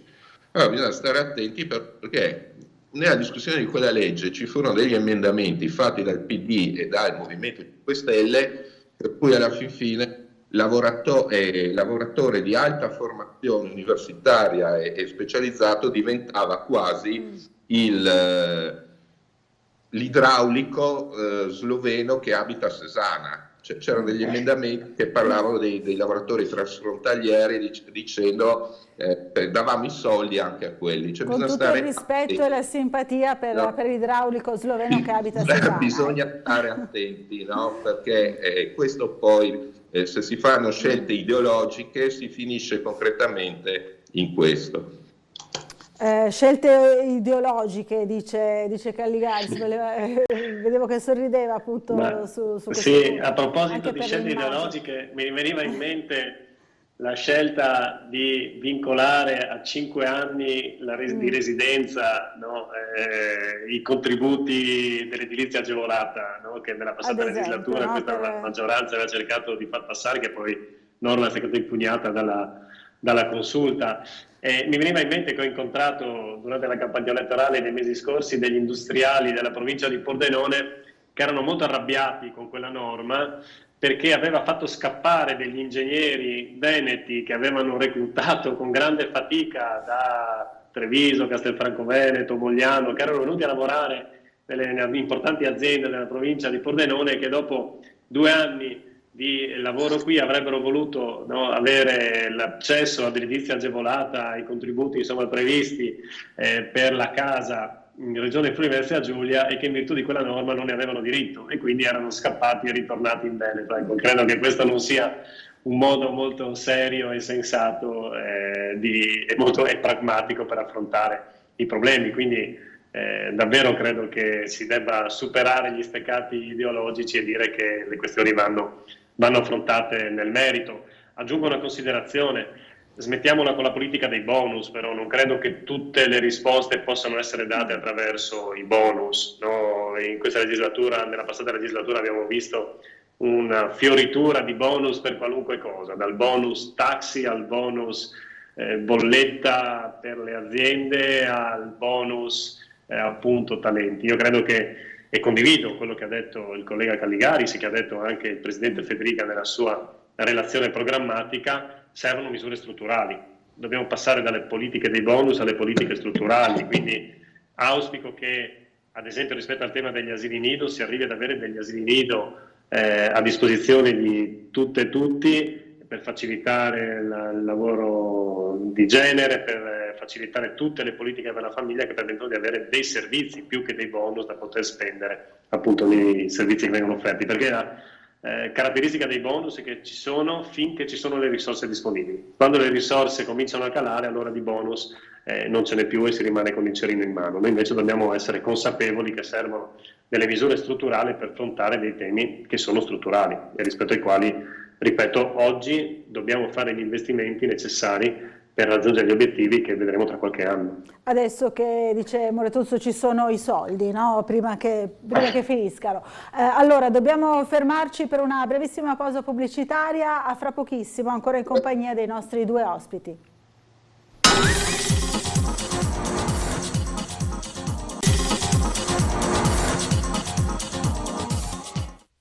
Allora, bentornati in diretta. Siamo sempre in compagnia di Massimo Moretuzzo, consigliere regionale del Patto per l'Autonomia, e Antonio Calligaris, consigliere regionale della Lega, entrambi collegati con noi attraverso Skype, che stanno un pochino analizzando quelle che sono state le linee programmatiche annunciate dal Presidente Massimiliano Fedriga nell'insediamento proprio della nuova giunta, della giunta bis.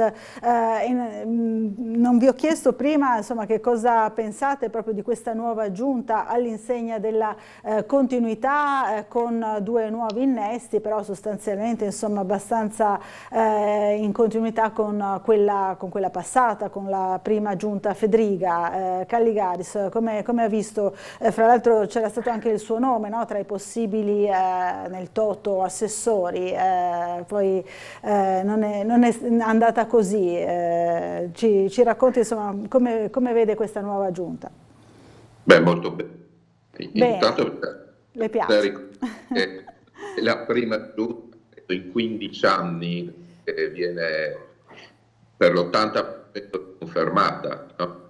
È la prima volta che c'è sempre la stessa giunta, sì. È la prima volta che un governo regionale viene riconfermato. Questo va ricordato innanzitutto. No, poi sulla mia questione personale vi avevo anche qui già detto proprio in trasmissione che sì. In realtà non ero di quella partita. No, non era nella partita. Beh, no, noi giornalisti avevamo fatto un po' il toto ed era spuntato anche il suo nome. Notizie così sui giornali, non vi avevo detto escono tanti nomi sui giornali, poi in realtà insomma, adesso io sono stato nominato con mia grande soddisfazione, no? Perché insomma, alla fine era un po' forse il compito più dato a me è quello di capogruppo, insomma, della Lega, quindi sono felicissimo così, assolutamente. Devo dire, tornando sulla giunta, che una giunta, come si può sempre dire, è una squadra che vince non si cambia. Credo che la continuità è quella che è stata cioè gli elettori hanno premiato un lavoro svolto, quindi è stato giusto riconfermare e dare continuità, inserire nuovi assessori che hanno la loro competenza, anche la loro professionalità dimostrata anche prima, parlo insomma, di Anzile, Mirante, no? Amirante, e credo che insomma ci sono le migliori premesse insomma, per andare avanti e rafforzare l'azione in base alle linee programmatiche. Moretuzzo, immagino sia diversa, insomma, la visione della giunta nuova, in grandissima parte riconfermata, due nuovi innesti, come la commenta proprio sulla scelta di Fedriga su questa riconferma, insomma, nei vari ruoli chiave anche, no, della giunta? Beh, la scelta del Presidente Fedriga è una scelta molto logica e razionale, nel senso che appunto lui dice il risultato delle elezioni è netto, quindi c'è stato un apprezzamento da parte dell'elettorato della passata amministrazione e quindi confermiamo chi ha governato nei 5 anni precedenti e insomma, come ho detto anche in altre occasioni, noi dobbiamo riconoscerlo, il risultato è stato netto a favore del Presidente Fedriga e quindi la sua scelta è una scelta assolutamente legittima. Poi naturalmente dobbiamo ricordarci che ha votato meno di un elettore su 2 di quelli che hanno diritto al voto e che quindi c'è un tema di rappresentanza, ma questo riguarda non solo il Presidente Fedriga ma riguarda naturalmente tutto il mondo istituzionale e politico.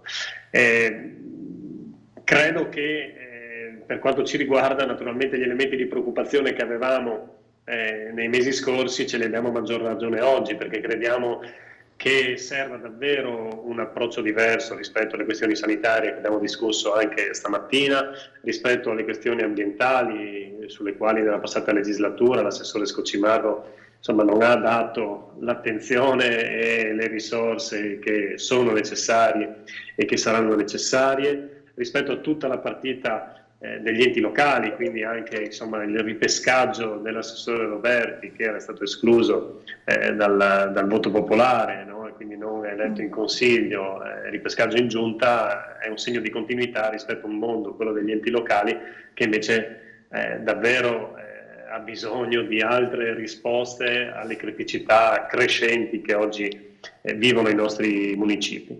Però appunto la scelta del Presidente è assolutamente legittima e bene fa anche il consigliere Candigaris a rivendicare questa continuità.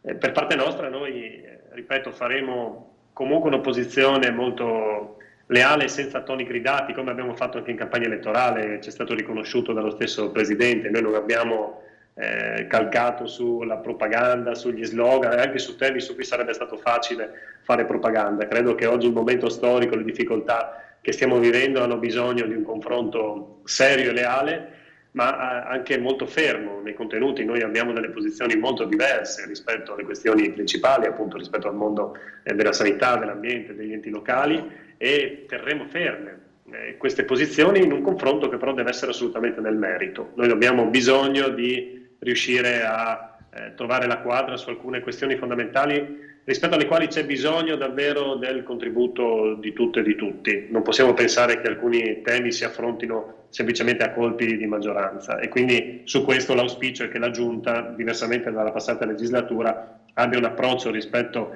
al Consiglio di ascolto e di riconoscimento del ruolo della sede legislativa, perché procedere a colpi di leggi della Giunta, come è stato fatto nella passata legislatura, molte volte arrivate all'ultimo minuto con emendamenti che spostavano centinaia di milioni di euro portati in aula all'ultimo momento utile. Credo che non sia l'approccio corretto, e quindi da questo punto di vista noi la buona volontà ce la mettiamo e speriamo che l'ascolto da parte della Giunta sia diverso rispetto a quello degli ultimi 5 anni.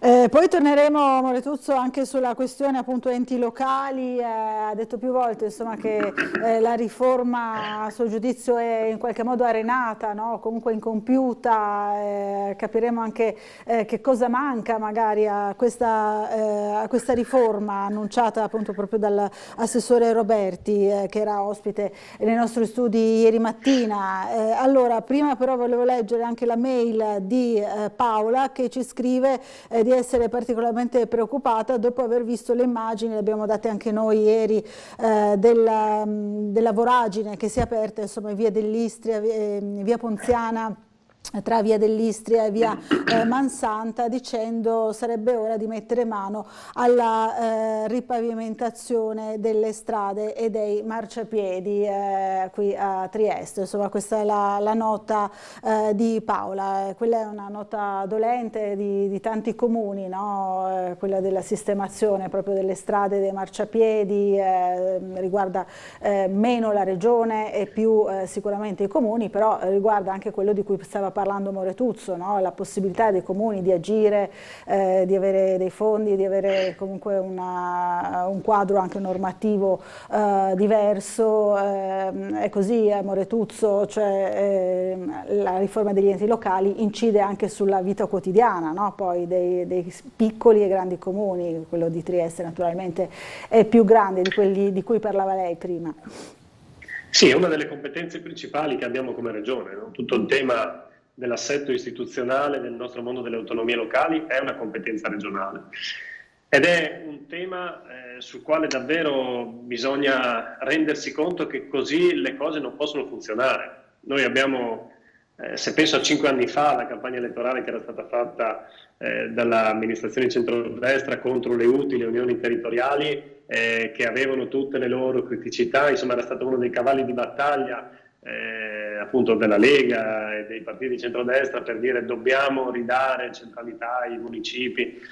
In realtà in 5 anni abbiamo visto che in nome della libertà di muoversi come vogliono da parte dei sindaci e di tutti i comuni si è persa la capacità di fare rete, no? Si è persa la capacità davvero di condividere i servizi e di facilitare processi di aggregazione che sono l'unica strada possibile, io credo, no? E questo ce lo sta dicendo tutta la letteratura sul tema, tutti gli esempi di buona amministrazione in giro per l'Italia. I piccoli comuni non reggono più, non riescono a gestire la complessità di una situazione e di funzioni per le quali non hanno molto spesso le competenze, non hanno il personale sufficiente per affrontare quelle sfide, perché non dimentichiamoci che negli ultimi 20 anni i comuni fino a 5.000 abitanti hanno perso oltre 2.000 dipendenti, no? E quindi davvero ci sono comuni che hanno perso fino all'80% del personale.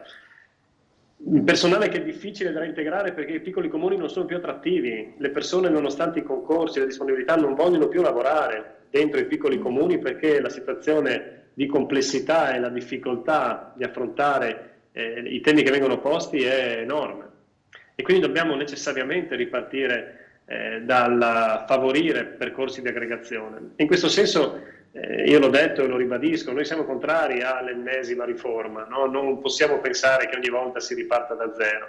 Ripartiamo dalla legge sulle comunità che era stata approvata nella passata legislatura, però quelle comunità vanno incentivate, perché oggi la verità è che sono partite in modo serio solo laddove erano obbligatorie, nelle comunità di montagna, ma in altri luoghi non sono partite o se sono partite hanno messo in condivisione pochissimi servizi e quindi tutte le criticità che i piccoli comuni stanno vivendo sono ancora lì e non possiamo permetterci di lasciare che questo avvenga perché poi effettivamente fanno fatica non solo a gestire i servizi, tenere aperti gli uffici, ma addirittura a spendere i soldi.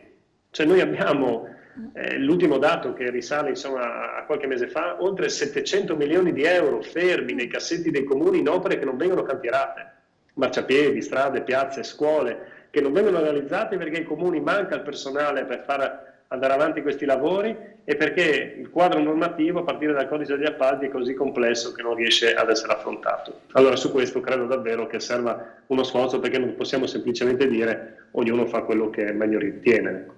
Ecco, quello dei medi e piccoli comuni, quella è una realtà che conosce bene anche Calligaris, così come Moretuzzo è stato anche lui sindaco di un comune medio piccolo come quello di Fogliano Re di Puglia, no? Anche lei riscontrava questo tipo di problemi e ci vorrebbe davvero un quadro normativo più attento, insomma, alle questioni sollevate anche da Moretuzzo. Allora... intanto per giusto dire qualcosa sulla mail, bisogna stare attenti perché sulla questione non sono la questione del buco che si è aperto, sì, della voragine, no?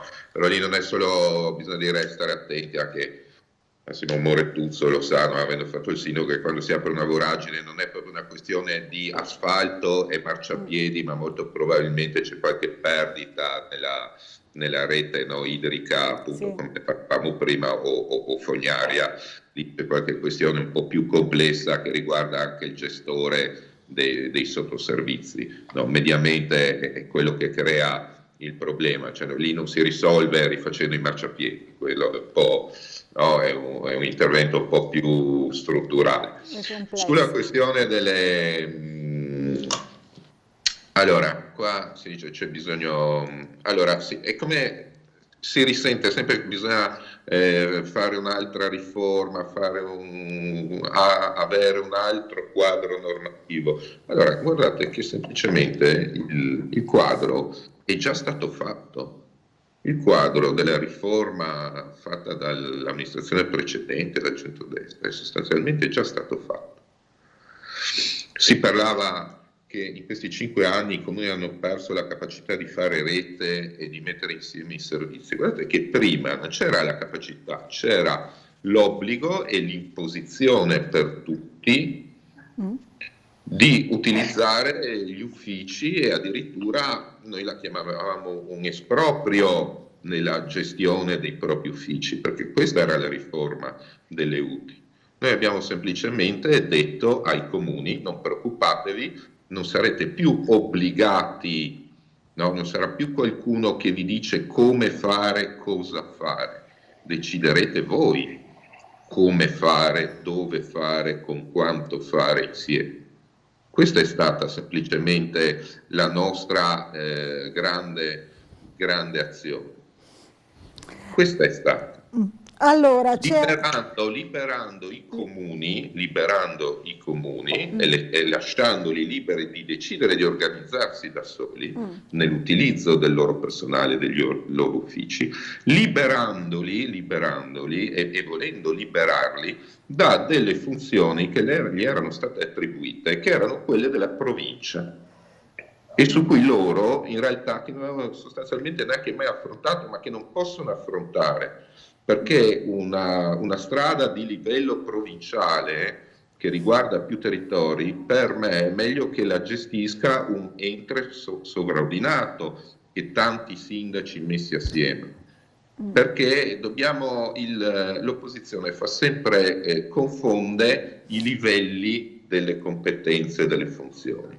Questo era il problema dell'impostazione precedente. Per questo noi abbiamo liberato la questione dell'obbligatorietà delle UPI e abbiamo avviato la creazione delle nuove province, che proprio il Presidente ha detto non dobbiamo pensarla come una riproposizione della provincia tout court. Cioè, questo cosa vuol dire? Che andremo a ricostituire la provincia con le stesse funzioni, gli daremo altre funzioni, no? che riguardino un territorio nel suo complesso. Poi per quanto riguarda il problema dei piccoli comuni, questo è vero, c'è un problema, diciamo che nel settore comuni assistiamo un po' a quello che è successo in maniera un po' meno drammatica e diversa. Un po' il principio è quello di quello che avviene nella sanità, cioè effettivamente, come diceva Morettuzzo, alcuni comuni o anche il lavoro nei comuni non è più così attrattivo. No? Abbiamo una fuga. E quindi c'è la fuga di personale, anche qua, no? Tanti sono andati in pensione, facciamo i concorsi e non ci sono più tutte queste persone che si presentano. Oppure sono molto spesso già dipendenti comunali che semplicemente affrontano i concorsi per spostarsi di comune. Questo è un problema che riguarda più, diciamo, la parte mercato del lavoro dei comuni e dei piccoli comuni, su cui forse bisogna andare a intervenire sugli aspetti anche qui contrattuali e di incentivi. Allora, poi faccio replicare anche a Morettuzzo, ma volevo leggere la mail che è arrivata adesso da parte di Nevio, che ci scrive: buongiorno Sveglia Trieste, a che cosa servono tutti questi politici che abbiamo? Dice, ad esempio, circoscrizioni, comuni, regioni, Camera dei Deputati, Senato, visto che i cittadini pagano le tasse per avere quei pochi diritti e anche niente. Insomma, un po' scoraggiata questa mail da parte di Nevio. Però interviene insomma sui politici che sarebbero troppi secondo lui, e c'è anche un problema però naturalmente di rappresentanza. Morettuzzo voleva replicare sia a quello che diceva ora Calligaris, ma anche magari alla mail del signor Nevio. Beh, rispetto alla mail dico che il problema è la capacità di essere efficace da parte della classe politica, questo sì, cioè dobbiamo porci un tema di come le istituzioni possono funzionare bene, possono essere in grado di dare risposta ai bisogni dei cittadini, però la politica io credo che sia indispensabile e ci sia bisogno di più politica, di migliore qualità, non è semplificando e riducendo le istituzioni che possiamo pensare di affrontare i temi, perché una delle cose drammatiche è la mancanza di partecipazione e di rappresentanza, perché se va a votare meno del cittadino su 2 degli aventi diritto al voto, allora davvero abbiamo un problema di democrazia e di rappresentanza, però noi abbiamo bisogno di più democrazia e di più capacità di rappresentare i cittadini dentro le istituzioni, che devono funzionare meglio, devono trovare delle nuove forme di partecipazione, assolutamente sì. Io aggiungo quanto più vicine possibili ai cittadini, quindi per questo i comuni sono importanti, perché sono il presidio democratico più vicino alle comunità, più vicino alle persone, e devono funzionare bene, perché sono quelle che rappresentano appunto la capacità di dare risposta alle istanze democratiche ai bisogni delle persone. Quindi in questo senso credo che sia indispensabile riconoscere il problema che oggi hanno i piccoli comuni. Io spero che questa maggioranza non parlerà più delle UTI, perché per 5 anni abbiamo ascoltato i colleghi del centrodestra dire che il problema erano le UTI. Ora, dopo 5 anni di governo, basta, questa scusa non tiene più e dobbiamo invece riconoscere che c'è necessità di fare qualcosa. Non possiamo dire semplicemente abbiamo liberato i sindaci, possono fare quello che vogliono. Uno non può fare quello che vuole nel momento in cui non ha gli strumenti per farlo. Oggi non è vero che le persone non vanno a lavorare nei piccoli comuni, che i concorsi vanno deserti o che le graduatorie non funzionano solo per una questione contrattuale. Il tema è che chi va a lavorare oggi in un ufficio tecnico, in un ufficio ragioneria di un piccolo comune ha delle incombenze che sono davvero inaffrontabili per tanti aspetti, perché una persona che si trova da sola a gestire un ufficio tecnico dei lavori pubblici, con tutte le complessità del codice degli appalti, fa una fatica infinita per affrontare i temi, ed è il motivo per cui si bloccano i progetti. Allora, ripeto, io non sono per l'ennesima riforma, basta, facciamo funzionare la riforma Roberti, va bene, io dico partiamo da lì, partiamo dalle comunità, ma prendiamo atto del fatto che le comunità oggi sono ferme, che non funziona semplicemente dire se volete vi mettete assieme.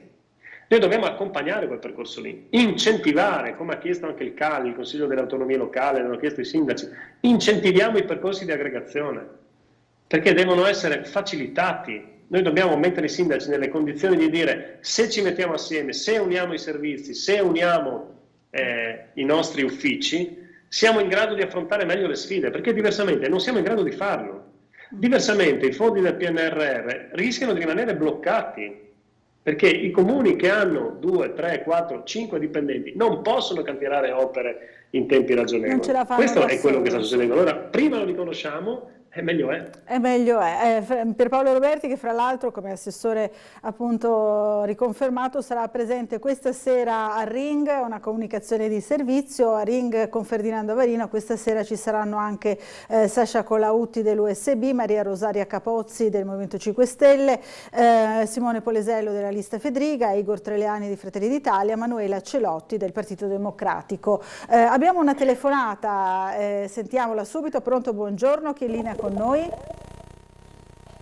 Pronto? Sì, pronto, buongiorno. Buongiorno a lei. Volevo dire, perché bloccate i telefoni 55 minuti? Non ho capito, mi scusi. In chi me lo dice? Gli ospiti così non danno risposte? È in attesa da 55 minuti? 55 minuti, con la non la mano, assolutamente, ci dispiace, c'è stato un problema di comunicazione. E così gli ospiti non danno nessuna risposta, se non vogliono dare risposte. Che cosa? No, non dipende dai nostri ospiti. Allora, io non sapevo che ci fosse una telefonata in attesa, c'è stato qualche disguido evidentemente. Riusciamo a sentire qual è la sua domanda e la domanda che voleva, è caduta la linea.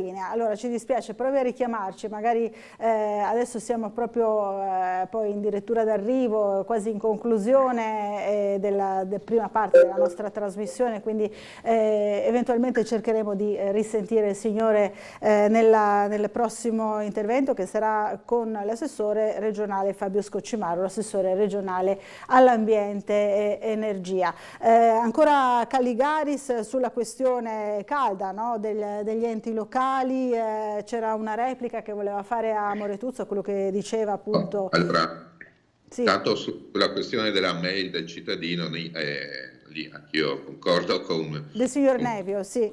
No, con Massimo Moretuzzo, Okay. perché è vero, i rappresentanti, no, sono, soprattutto per quanto riguarda gli enti locali, ma anche nelle circoscrizioni, nei consigli comunali, nelle circoscrizioni, nelle città più grandi, nei centri più grandi, sono un presidio, no, di democrazia, di ascolto.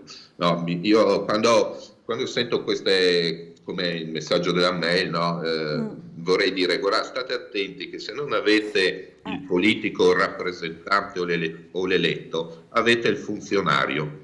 e il funzionario non dà diritti a nessuno. Il funzionario non pensa a diritti per i cittadini, applica le norme che ci sono e basta. Questo è quello che io credo. Su Ammortuzzo volevo dire, allora credo che allora vedrà in maniera positiva il nuovo codice degli appalti, no? Che è una delle grandi iniziative di Salvini, no?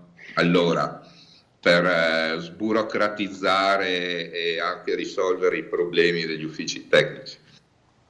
Ma guarda Antonio, tu sai da autonomista quale sono io, leghista quale sei tu. Io preferirei che fosse la regione autonoma Friuli Venezia Giulia a dotarsi di una norma sul codice degli appalti. Uno degli aspetti positivi della passata legislatura è stata la norma di attuazione dello statuto di autonomia proprio sul tema dei contratti pubblici, quindi che io insomma ho salutato con favore e riconosco che è stato un passaggio importante fatto dalla Commissione paritetica Stato-Regione. Oggi noi dobbiamo legiferare su quel tema rivendicando la competenza regionale, come hanno fatto le province autonome di Trento e Bolzano su questo tema. Noi dobbiamo essere in grado di dire che il Friuli Venezia Giulia deve darsi una sua legge, recependo la direttiva europea, in modo tale che i lavori pubblici vengano svolti più velocemente e soprattutto a tutela del nostro sistema imprenditoriale, no? E in questo senso lo Statuto di autonomia e la specialità regionale sono uno strumento formidabile per fare prima e meglio dello Stato le cose che servono, e quindi spero che insomma prima della modifica del codice prevista dal ministro Salvini riusciamo a fare una norma regionale che peraltro noi abbiamo depositato all'inizio della scorsa legislatura, quindi se vuoi te la ripasso, magari la depositi tu questa volta, potrebbe anche passare. Ecco, con questa promessa allora vediamo se riusciremo a così far nascere anche questa proposta. Allora grazie a entrambi i nostri ospiti, Massimo Moretuzzo e Antonio Calligari, siete tornati a trovarci presto qui a Sveglia Trieste, buon lavoro, sicuramente un augurio di cui avrete bisogno non solo per le prossime sedute del Consiglio regionale ma naturalmente per i prossimi 5 anni, e tornate presto a trovarci. Grazie. Grazie a voi, buona giornata. Allora, noi ci fermiamo per un po' di pubblicità, fra pochissimo, come vi dicevo, avremo in studio Fabio Scocimarro, assessore regionale all'ambiente ed energia. Fra poco.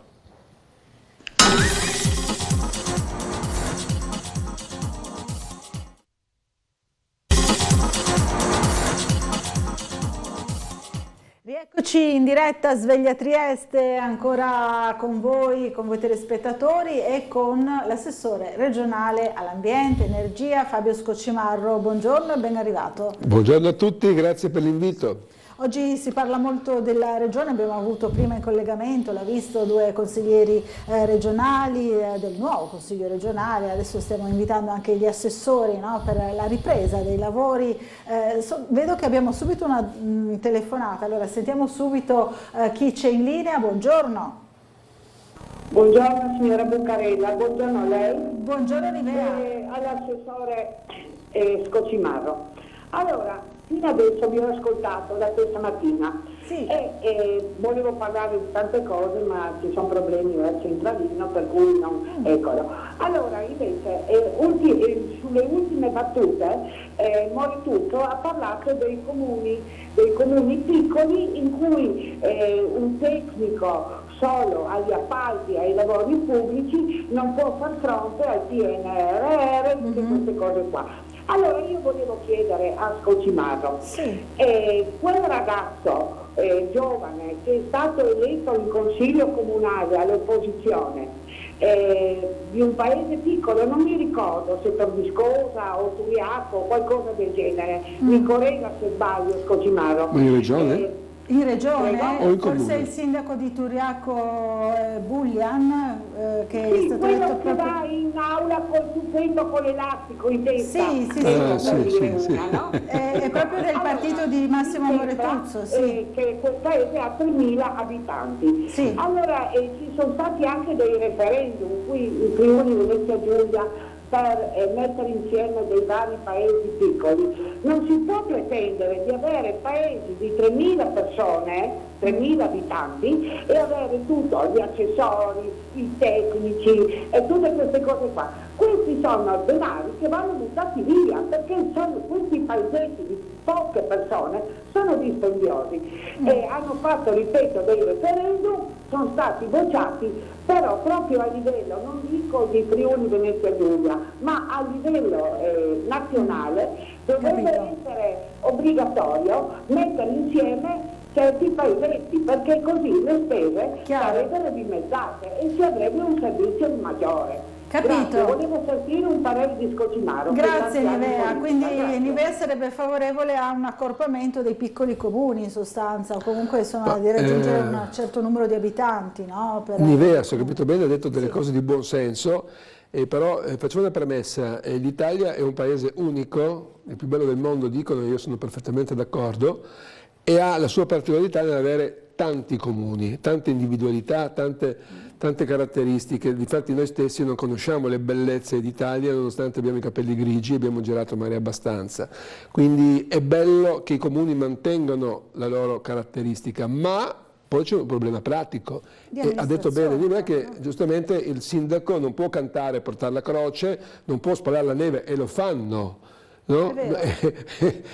Spostare gli alberi eccetera, sono tutti compiti che i sindaci non hanno, ma nei piccoli paesi sono anche dei piccoli eroi i sindaci, e quindi infatti hanno tolto anche il tetto alle riconferme, cioè una volta non potevi fare tanti mandati, adesso ho visto che dove trovi un sindaco che di fatto fa il volontario, e quindi è stato fatto anche questa caratteristica che puoi avere più mandati.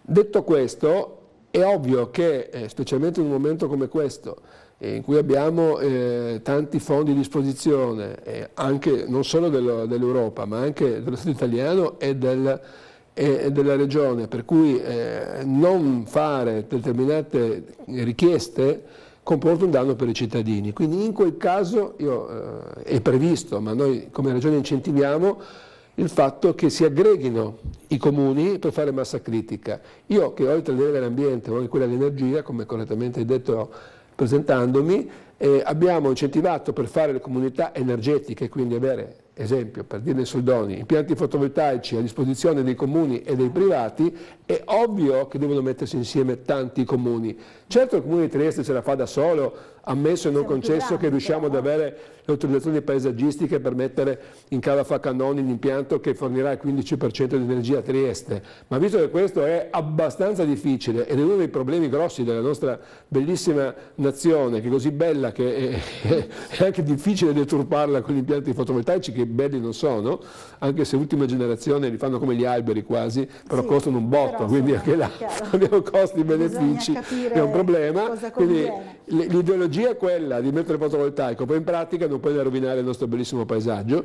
Ma detto questo, allora bisogna fare massa critica, e quindi nel caso delle comunità energetiche si mettono insieme i comuni. Si può fare in tanti campi, e quindi è auspicabile fare questo. Il piccolo comune dei film degli anni 50 in bianco e nero, bello e carino e isolato, oggi come oggi non ha nessun senso, se non mantenere la sua caratteristica storica e delle tradizioni che deve mantenerle, no? Cioè Morupino è piccola, ma comunque ha delle tradizioni importanti, delle caratteristiche importanti di vario tipo, la Trieste lo conosciamo tutti, e quindi ma può mantenere la sua caratteristica, ma il comune di Morupino a Trieste da solo non me ne voglia gli ottimi amministratori, non me ne vogliono, ma da solo non va da nessuna parte, e quindi deve fare certamente alleanza almeno con tutti i comuni del Carso, e non basterebbero neanche questi per certi progetti. In certi casi. Allora, un'altra telefonata subito. Pronto? Buongiorno, chi è in linea con noi? Buongiorno. Pronto? Sì, buongiorno. Allora, buona giornata dottoressa Laura e l'amico assessore Fabio Scocimaro, sono Claudio Visentini. Buongiorno Claudio, l'amico Claudio. Amico, sì, caro Claudio, amico. Grazie. Caro Fabio, un piccolo aneddoto. Ricordo ancora con nostalgia la prima moto comprata per punto vendita. Tanto per Fabio, ormai non faccio più il commerciante, possiamo fare pubblicità. Adesso si può. Adesso possiamo. Ne ho vendute 40.000, una di quelle era la tua. Sì, assolutamente, mi sono trovato bene, di più, benissimo, era tutto a posto, insomma. di acqua ne è passata sotto i ponti e ricordo ancora con tanta nostalgia quei tempi. Infatti, 2 considerazioni, domande per l'assessore riconfermato. Dunque, per ricordare che a proposito dell'ambiente, il 28 aprile c'è stata la giornata mondiale delle vittime dell'amianto, certo, per ricordare le morti procurate dall'utilizzo di questo materiale. Cosa intende fare la Regione, caro Fabio, che ha sempre avuto questo annoso problema, sia per il porto, sia per il cantiere del Falcone, per la salute delle persone e per l'ambiente, penso anche alle scuole e ai bambini. E cosa ne pensi in campo nazionale, ma so già la risposta, che paradossalmente questo governo con quelle poche disposizioni che ha di denaro fa i tagli delle tasse, cerca di tagliare, di mettere qualcosa nelle tasche delle persone e la SEI e il CGIL vanno in piazza. Grazie e buon lavoro. Grazie Claudio. Un abbraccio, allora. Certo, sempre piacere sentire Claudio con l'amico. Non sapevo l'episodio che fosse il mio cliente, ma d'altra parte ho lavorato per 40 anni, quindi ho avuto tanti clienti. Sai cosa è la cosa più bella del rapporto avuto con i clienti? Intanto in 40 anni non ho mai avuto un contenzioso. Ecco, e quindi non è poco. Non è da poco. No? E poi che hanno tutti mi ricordo, difatti in campagna elettorale, quando è stata la mia prima campagna elettorale a preferenze, perché in passato da Presidente della Provincia ero sempre con il nome sulla scheda, quando corsi nel 18 per Fratelli d'Italia al Senato, con le percentuali che avevamo allora Fratelli d'Italia, non c'era la minima speranza di fare il senatore, ma il nome era sulla scheda. Quindi a differenza di altri amici e colleghi che hanno fatto molte campagne elettorali, in certi casi anche per decenni, e molto bene, la mia era la prima volta. E allora, visto che girando per città i primi giorni mi rendevo conto, come Claudio, che la maggior parte delle persone che incrociavo si vedevano di me appunto per averli messi su 2 ruote da piccoli o meno piccoli, allora ho fatto proprio una pubblicità nel senso con le moto, proprio perché per ricordare appunto i momenti belli che abbiamo avuto con tanti triestini. Che poi fra l'altro un sacco di clienti anche non erano della mia parte politica, anzi la maggior parte all'epoca non lo erano, e quindi è stato bello condividere questa esperienza con Claudio e con tutti quelli che hanno avuto in tanti anni di lavoro. Detto questo, l'amianto è un dramma che si è sviluppato nei decenni scorsi, non si sapeva gli effetti, una volta scoperti, dannosi e mortali, si sono corsi ai ripari, ma ai noi ancora ci sono tante installazioni d'amianto, e cosa si fa in questo caso per renderle non più pericolose? Abbiamo fatto quindi diciamo che oggi, salvo casi rarissimi, non saprei neanche dirti quali, talmente sono rari, non c'è un pericolo amianto, anche perché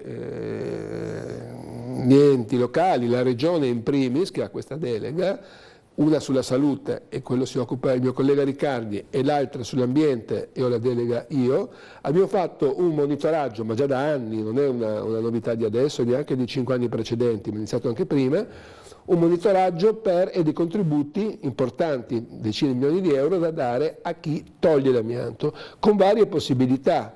Da quella più piccola che c'è e che ti trovi nel giro di casa un pezzo d'amianto e quindi ti dai gratuitamente un kit per renderlo appunto non pericoloso, lo prendi nei sacchetti, lo consegni nel caso di Trieste alla raccolta della Cegas, nel caso di altri comuni ai gestori dedicati, e quindi la cosa più semplice e banale che ti trovi una piastrella d'amianto nel giardino di casa, alle aziende, ai comuni soprattutto, penso alle caserme e tanti edifici pubblici che hanno l'amianto, e quindi dare contributi affinché venga tolto l'amianto.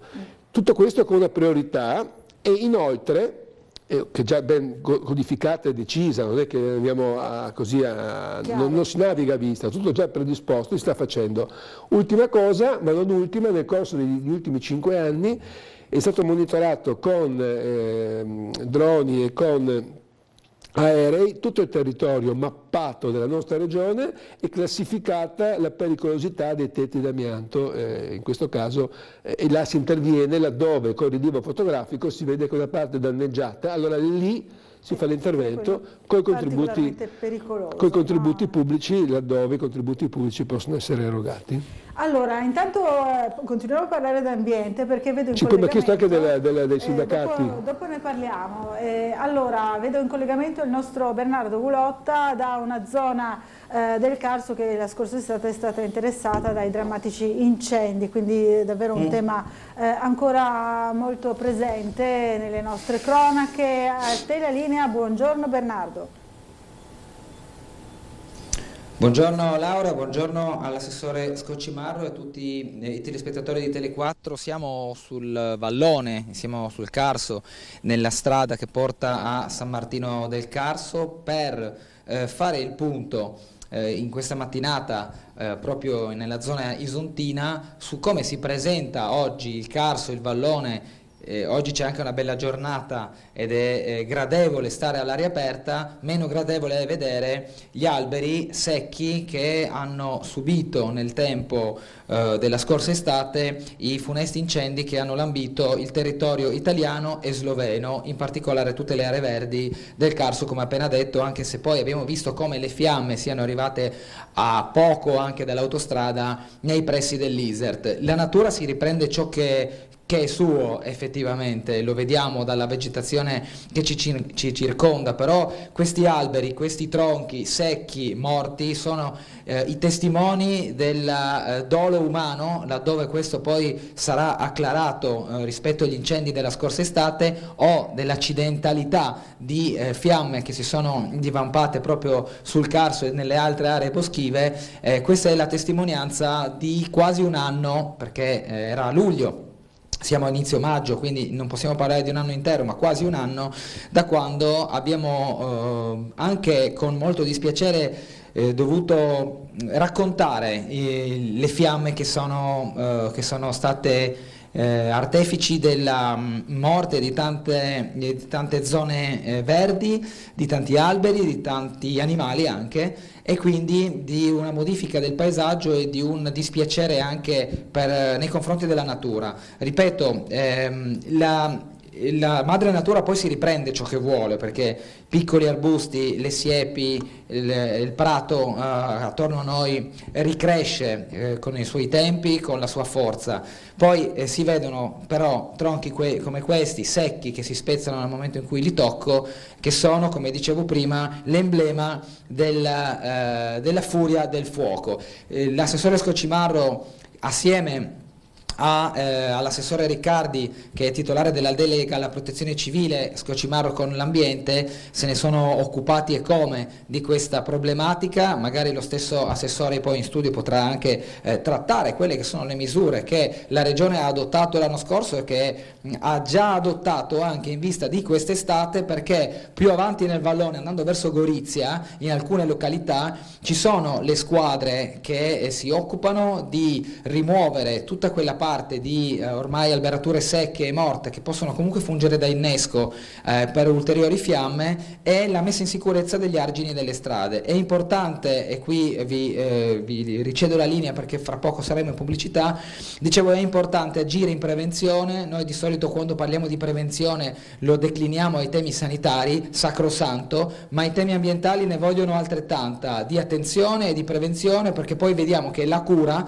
e in questo caso la cura degli incendi sono i vigili del fuoco, l'acqua, i Canadair, i volontari, che siano italiani o siano sloveni, questo a noi poco ci importa. La cura, quando arriva, dispiega energie, rischia anche, e lo abbiamo visto l'anno scorso, di causare vittime, anche chi voleva fare del bene, come la donna che ha perso la vita proprio l'anno scorso schiacciata da un albero in quel del Carso, e lì eravamo più verso il Friuli. Ecco, la cura arriva sì, ma non è efficace quanto una buona prevenzione. Questo è un po' uno spunto che posso fornirvi guardando attorno a me.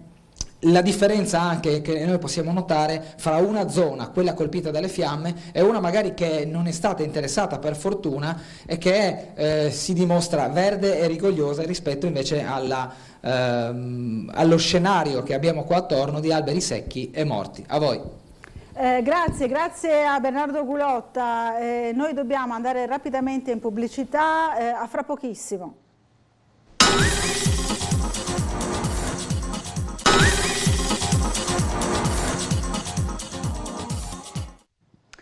Eccoci nuovamente in diretta a Sveglia Trieste, siamo sempre in compagnia dell'assessore Fabio Scoccimarro. Allora, prima assessore abbiamo visto anche le immagini impressionanti, insomma, del Carso, no? Che è stato interessato dai terribili incendi dell'estate scorsa.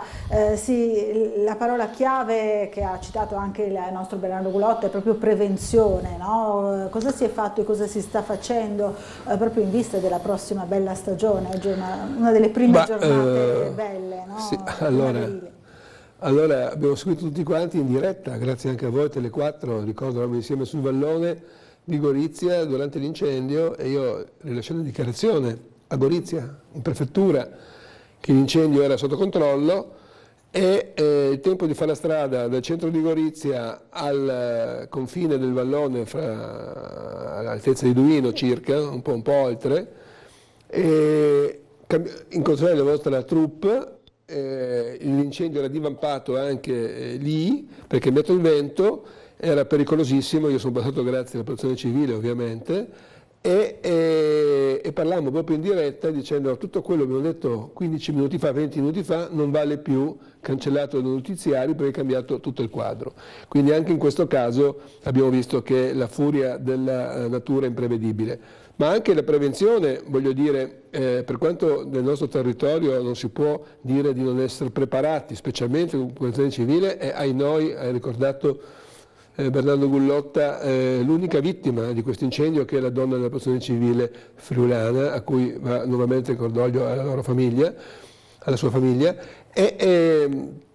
però appunto in questo caso è molto probabile che la colpa non sia un fatto accidentale o mancata prevenzione, ma lo accerteranno appunto le ispezioni finali dovute a dolo o a colpa, e quindi colpa più o meno grave, e quindi in questo caso, sai, se c'è ripeto, parlo genericamente, non specificatamente di questi incendi, perché non voglio anticipare i giudizi di chi è deputato a far questo, però se uno ci mette l'incendio tu fai la prevenzione che vuoi, se c'è un matto che dà fuoco il discorso è diverso. Oggi abbiamo comunque nel Carso una vigilanza anche con le telecamere, abbiamo anche delle vigilanze con i droni, rispetto al passato è cambiato il mondo, quindi è anche molto più facile identificare chiunque fa azioni delittuose sia in centro città, dove siamo pieni di telecamere, dove tutti gli autobus ricordano le telecamere,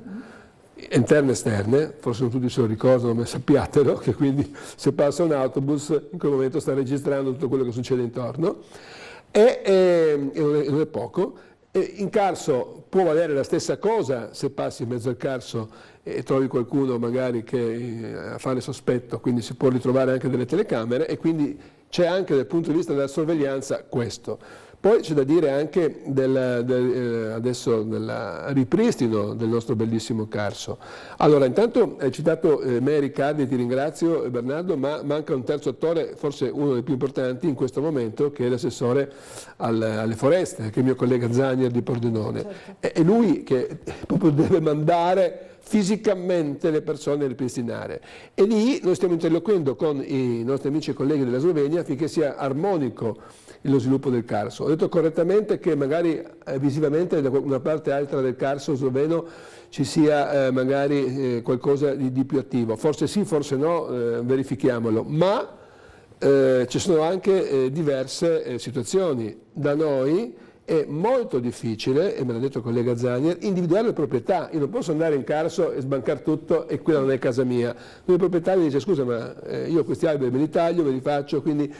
E non è così semplice, perché la mappatura, a differenza del catasto e del tavolare che noi, bellissimi che abbiamo noi a Trieste, per quanto riguarda gli edifici, non è altrettanto scontata per i prati e i boschi, e quindi rischiamo di andare in proprietà private con appunto una violazione netta delle norme. Quindi questo è un grande problema, al di là della volontà politica che c'è e dei fondi a disposizione che ci sono, e ovviamente della collaborazione fra italiani e sloveni che continua a esserci non solo durante l'incendio incendio, che è stata fantastica l'interagire fra tutte le nostre forze italiane e slovene dedicate appunto al spegnimento dell'incendio, e difatti abbiamo fatto l'unica manifestazione a Monfalcone ringraziando tutti insieme, italiani e sloveni, e tutta la polizia, tutte le vigili del fuoco, tutti insieme, tutti abbiamo parlato, tutti sono stati riconosciuti il valore protezione civile e quant'altro. Quindi voglio dire, e poi ricordiamoci che abbiamo la migliore protezione civile del mondo, non lo diciamo perché siamo patrioti, come lo siamo, ma lo diciamo perché è così e ci viene riconosciuto, andiamo in tutto il mondo a spiegare come si fa protezione civile.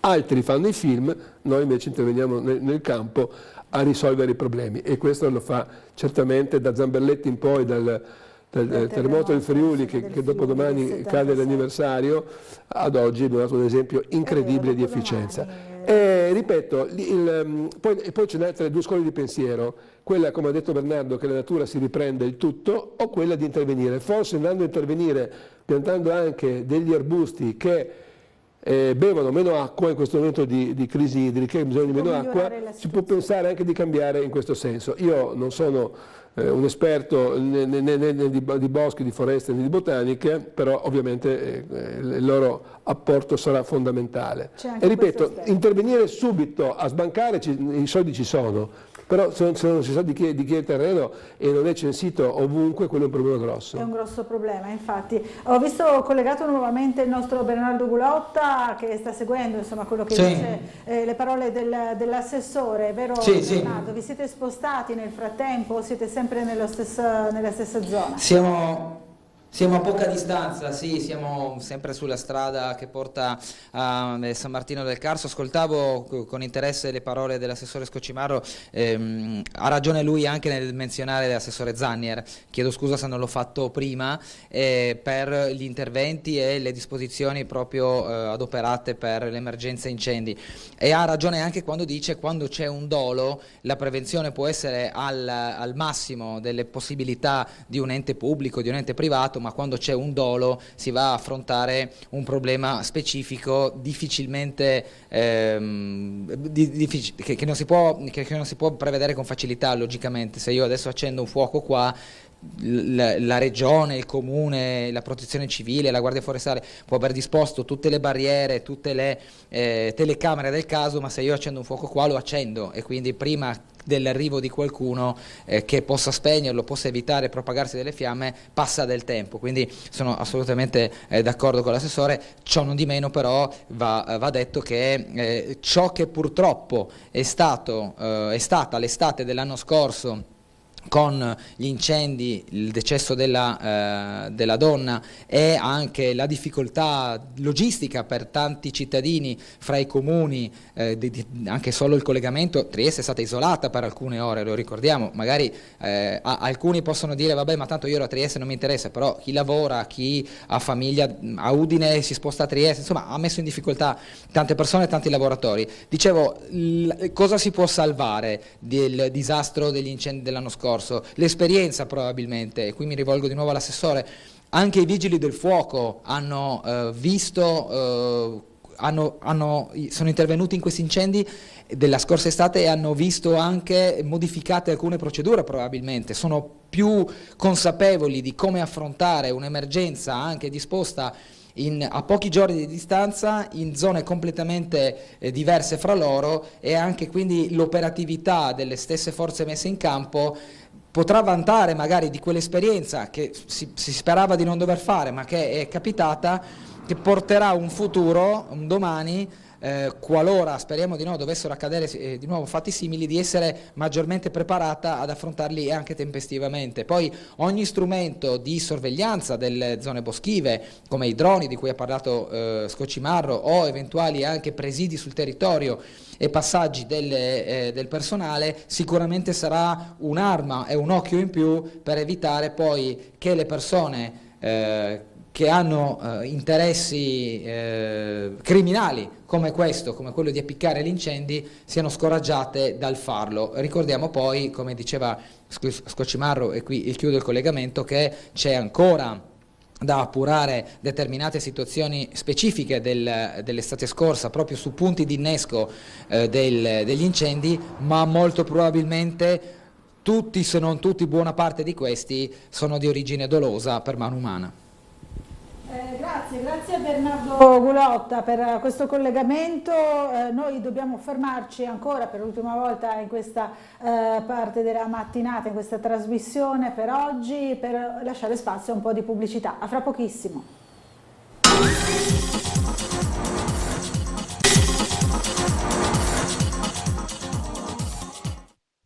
Bentornati a Sveglia Trieste, allora ancora in compagnia dell'assessore Fabio Scocimarro, assessore all'ambiente e all'energia. Abbiamo parlato con Bernardo Gulotta, lì sul posto appunto degli incendi della scorsa estate, e abbiamo anche ancora da rispondere al signor Claudio, no, sulla questione invece della manifestazione che stanno promuovendo i sindacati insieme anche alla segretaria del Partito Democratico, Elie Schlein, contro il decreto sul lavoro, no, del governo. C'è anche il titolo di Libero, non so se vogliamo farlo vedere, la CGIL in piazza contro i tagli alle tasse, non so se è possibile vederlo, adesso non lo stiamo, eccolo qui, eccolo. È un titolo curioso, insomma, efficace in questo caso, no, per descrivere una situazione. Evidentemente si prendeva spunto proprio da questo, forse il nostro telespettatore. Cosa dice? Ma sai, io mi conoscete ormai da tanti anni, sono un politico anomalo, se ho da riconoscere un merito all'avversario lo faccio, e l'ho fatto anche in passato, l'ho detto anche quando ci fu il decreto del senatore Russo. Io da Fratelli d'Italia dissi che una cosa giusta, non perché il PD era sbagliato. E stessa cosa abbiamo condiviso per esempio il rifacimento della lungomare di Barcola, tanti sfottò ha causato a Francesco Russo, e io ho detto invece che fatta in maniera diversa, ma il concetto di ridare una nuova linea di costa e una nuova fruibilità al mare a Trieste è giusta, anche se la proposta viene dal PD, non vedo perché io devo essere a prioristicamente contrario. Però evidentemente questa maniera di pensare alla politica non è stata contagiosa ed è ridotta a poche persone. Se un avversario politico, il tuo competitore, fa una cosa corretta, non vedo perché non bisogna riconoscerlo e dire sempre no. Ecco, in questo caso la Presidente Meloni ha fatto semplicemente quello che ha sempre detto, che non bisogna dare reddito di poltronanza o di cittadinanza, ma dare assistenza a chi non può lavorare, a chi ha bisogno veramente, a chi è in povertà, e incentivare il lavoro, dando lavoro e la dignità del lavoro. E quindi è stato fatto una cosa che negli anni precedenti è stato fatto, un taglio del cuneo fiscale, vuol dire che le aziende pagheranno meno tasse allo Stato e quei soldi andranno dati ai lavoratori, tanti, pochi, 100 euro, un po' meno, comunque sono. E quindi tutte queste persone che criticano, ma dove erano i 10 anni precedenti che hanno perso le elezioni e governavano comunque l'Italia? Perché ricordo sommessamente che il partito di Elie Schlein, che fra l'altro conosco, e poi magari un giorno ne spiegherò, non tutto è negativo come è stato, e non condivido neppure tutti quegli sfottò che li fanno politicamente a distanza siderale. Non condivido appunto il fatto che questi che governavano per 10 anni senza vincere le elezioni, perché non hanno fatto loro, mi chiedo, no? Adesso invece lo fa una brutta cattiva di destra e quindi a priori si dice no. Invece di dire bene, avete fatto un taglio fiscale, adesso vediamo di migliorare le cose. Io quando governo nella regione e l'opposizione mi fa delle critiche, se non sono offese come certe volte avvengono, più da parte dei grillini che da parte del PD, sono sincero, ma io valuto quello che dicono, ci penso, ci ragiono, se posso anche miglioro quello che sto facendo, perché no? La critica costruttiva è sempre la e gli errori si fanno, anche governando, solo facendo sbagli e poi migliori. Allora, una telefonata, poi leggiamo anche una mail. Pronto, buongiorno, chi è in linea con noi? Buongiorno, sono Franco Lega da Udine Nord. Franco Lega, buongiorno. Buongiorno. Buongiorno. Allora, voglio dire, prima avevamo l'occasione di dirne 4 ai consiglieri Caligari e Moretutto, no? E non ci ha lasciato, praticamente non ci ha lasciato parlare, ha tenuto il pallino per 40... No, c'era un problema al centralino, Franco, l'abbiamo già chiarito. 9-5, mi lasci parlare per favore? Sì, le lascio parlare, ma le spiegavo. Sì, ma perché insiste? perché ho diritto no, di Franco, parlare cioè, in se 2 deve... le stavo spiegando quello che è successo, c'è stato un problema al centralino, non era una volontà di non mandare in onda le telefonate, ma non sapevo che ci fossero le telefonate in attesa, non c'è stata questo tipo di comunicazione. Ora la lascio parlare, se però riesce a...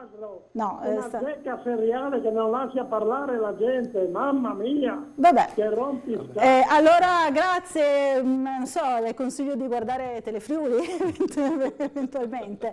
Grazie comunque, arrivederci. Allora torniamo alla mail invece, c'è la mail del signor Enrico che ci scrive sulla Ferriera di Servola ancora una volta, perché dice: buongiorno, volevo segnalare la montagna di rifiuti ferrosi che scaricano e caricano ogni giorno sul piazzale senza bagnarli e causano innalzamento delle polveri, e ci manda anche una fotografia che è un po' sfocata, non si capisce benissimo, non so se possiamo farla vedere, eccola qui, ci segnala questo in questi giorni il signor, no scusate, Corrado, non Enrico, ho confuso i nomi di 2 mail diverse. Allora, questa è la fotografia, visto che siamo con l'assessore regionale dell'ambiente che tanto si è occupato, no, della Ferriera, buon titolo insomma, può parlarne, era a conoscenza di questa situazione? No, non ero a conoscenza, no. So che abbiamo comunque una sorveglianza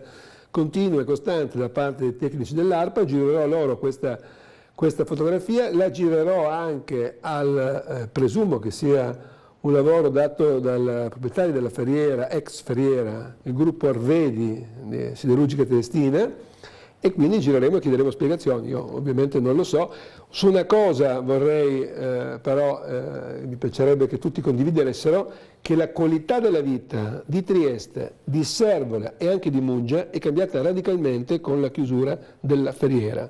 E quindi mi fanno sorridere magari, non questo, per amor di Dio, ma altri commenti che magari uno non si accontenta mai. Ricordiamoci cos'era la Ferriera e tutta la parte relativa Servola e non solo nel 2018 e nel 2019. Ricordo ancora li sfottò proprio in questo studio, quando io dissi da Fernando Verino nel 2019, sì, nell'estate, la Ferriera di Servola non sarà un problema della prossima campagna elettorale del 21, e io ero così forse pessimista per dire in 3 anni si chiuderà, l'abbiamo chiusa in 2, ed è un virtuoso esempio che il mio amico ministro Urso cita ovunque in Italia e in Europa per un esempio virtuoso e da copiare di riconversione industriale della vecchia fabbrica dell'800 in industria verde e area logistica che darà lavoro appunto a tante persone. Quindi è un fiore all'occhiello che mi piace vantare, non voglio però, come qualcuno dice, nessuna medaglia, ho fatto semplicemente il mio dovere con gli strumenti che avevo a disposizione. Poi abbiamo avuto anche un po' di fortuna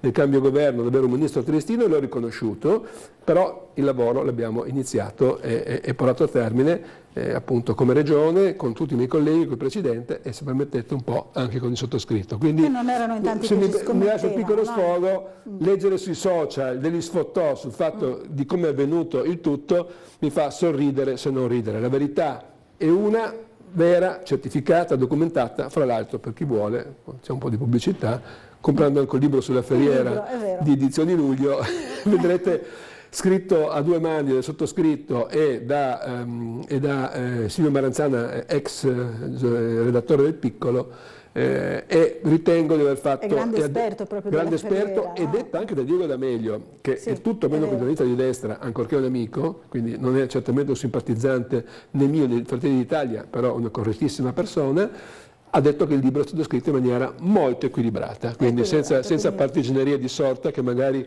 una persona che milita in Fratelli d'Italia poteva magari mettersi qualche articoletto in più e dare la bilancia un po' dalla parte di chi vi sta parlando, e invece siamo stati molto corretti riconoscendo anche tutti i contributi di tutti. Quindi mi piacerebbe anche che nel caso del Ferriera di Servola si riconosca l'enorme lavoro fatto da chi l'ha fatto, dall'amministrazione che l'ha fatta, e quindi si può anche riconoscere meriti anche se uno non la pensa come te. E purtroppo leggo anche persone di una certa cultura a Trieste, che su Facebook va il tutto, delle dichiarazioni veramente che fanno cadere le braccia.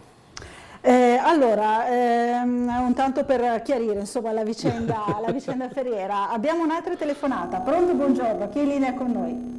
Buongiorno, volevo chiedere al suo ospite, visto che è responsabile dell'ambiente, che cosa stanno facendo al centro teorico di fisica di Trieste, visto che hanno dato l'immunità per un anno a chi lavora dentro, cioè no per un anno, l'anno scorso, sia per chi che lavora dentro sia per i loro familiari.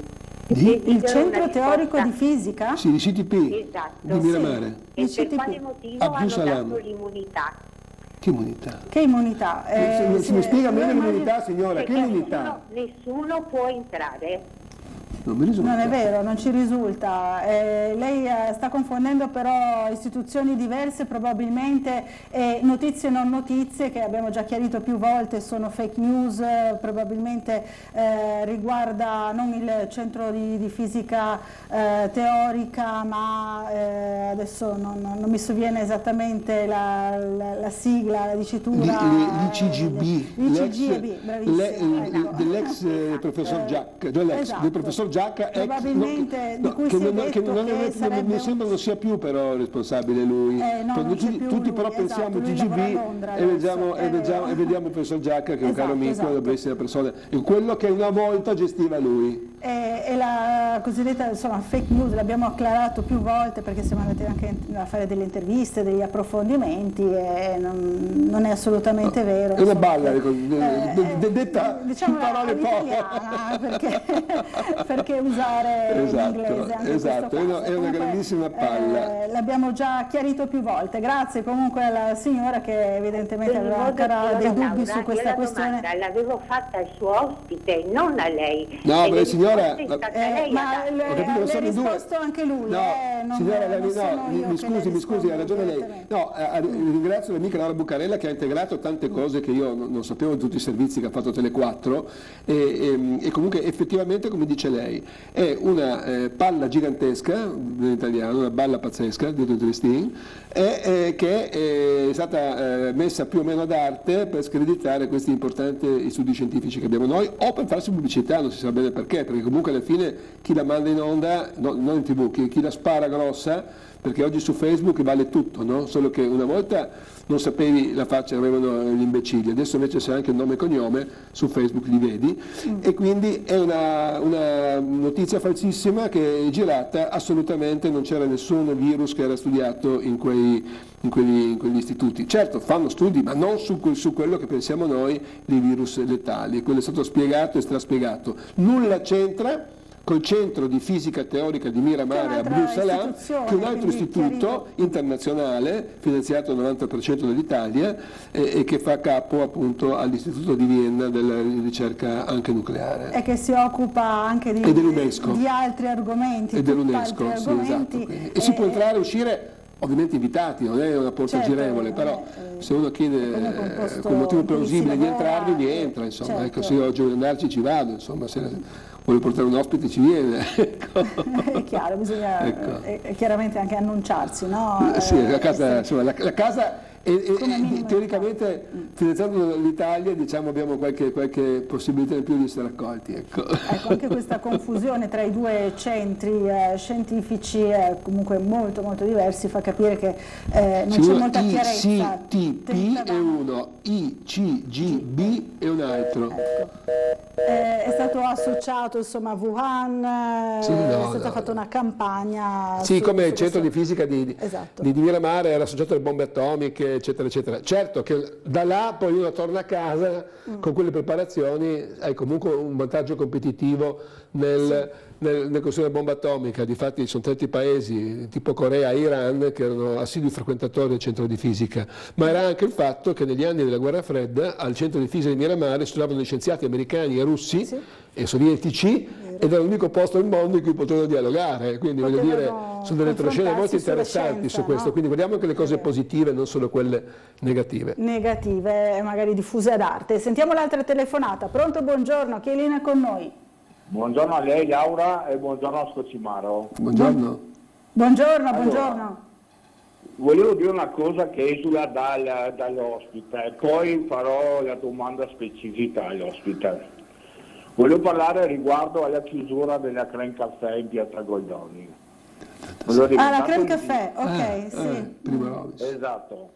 E ovviamente a Trieste è un'istituzione la Crème certo. Caffè. Mi dispiace anche molto, ci andavo spesso, molto anche per il frappè, scusate se dico questa cosa, però pensavo a una cosa, potrebbe intervenire la Illy Caffè a rilevare quel posto e insediarsi da Illy Caffè in Piazza Goldoni, chi lo sa, visto che sembra che l'hanno chiuso per problemi di affitto troppo alto e anche del costo della materia prima del caffè come alto costo anche. Allora mi sono detto, perché non la Illy Caffè rileva quel posto e magari ci mette il suo caffè lì, forse costa anche di meno anche il caffè e tutto. È un invito che faccio ad Andrea Illy in questo caso, se magari gli interessasse rilevare quel posto. Lanciamo attraverso il di questo invito da parte del signore. Esatto. E anche Scocimaro magari che avrà più forse facile parlare con Andrea Illy, magari fargli questa proposta, chi lo sa. Bene. E poi invece a Scocimaro un tema che mi sta più a cuore riguarda il suo dell'ambiente.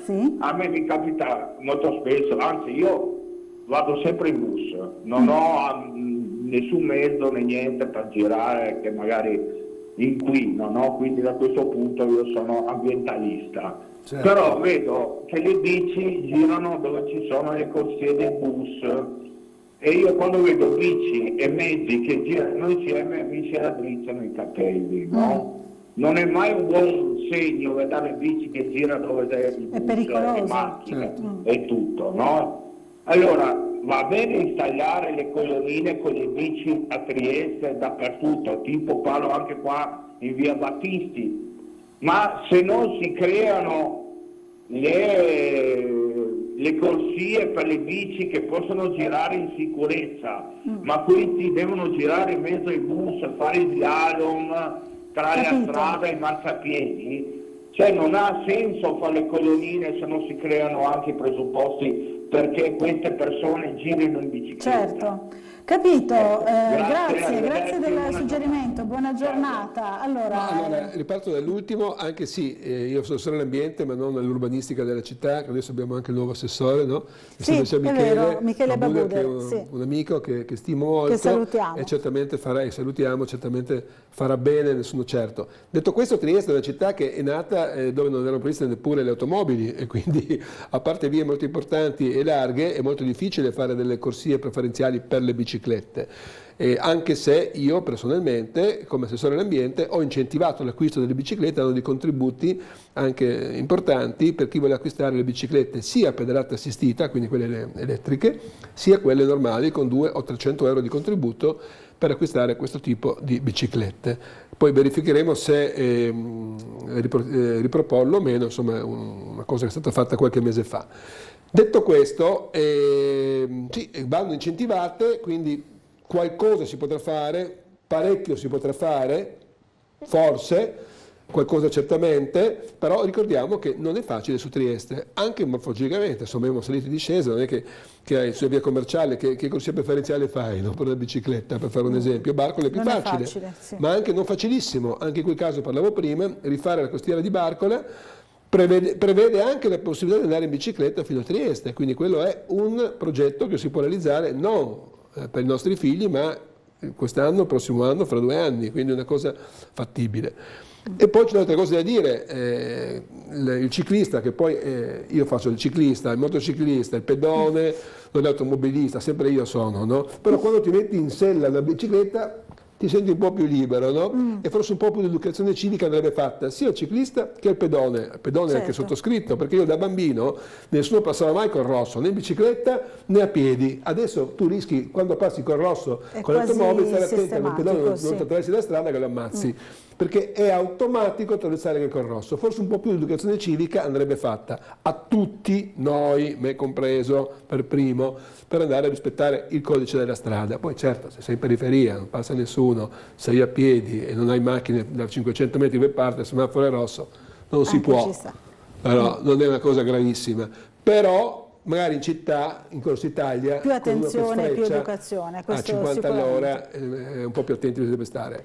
Detto questo, visto che parliamo del centro città, arriviamo in piazza Goldoni, Cren Caffè, io ero innamorato da bambino, dovevo prendere il frappè alla Gianduia e ricordo bene Primo Rovis, che è un amico che è deceduto qualche anno fa ormai, e che era un ragazzo, come lui si vantava di essere, nato poverissimo, che ha fatto fortuna col caffè, e per aprire il suo primo appunto torrefazione in piazza Goldoni si metteva col contapersone e guardava quanta gente passava. Mi raccontava anche che ha messo in palio addirittura un appartamento fra gli avventori del suo caffè, e quindi fece la fortuna. C'erano addirittura le guardie giurate fuori ai tempi della Jugoslavia, andavano a prendere caffè da lui, quindi fece una fortuna e a grande merito va dato a Primo Rovis. Fu anche Primo Rovis sponsor, non solo benefattore degli Amici del Cuore, ma anche di squadre di calcio, di altri sport, quindi diciamo che un personaggio che clonarlo e averne altri a Trieste oggi di questo ce ne sarebbe bisogno.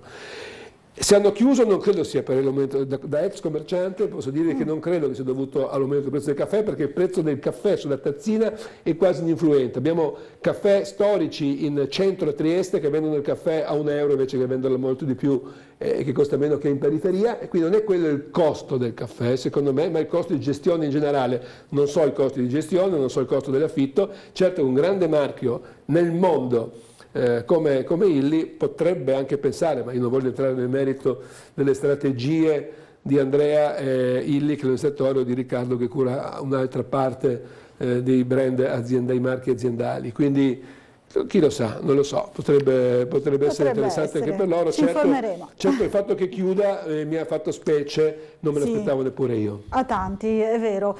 Allora, noi dovevamo lasciare andare il nostro ospite un po' prima perché ha un impegno subito alle 10, allora mancano ormai 3 minuti, lo salutiamo, lo invitiamo a tornare a trovarci presto e in questi ultimi minuti riproponiamo il servizio che abbiamo mandato in onda ieri su questa voragine che si era aperta, ora per fortuna la situazione si è risolta in via Ponziana.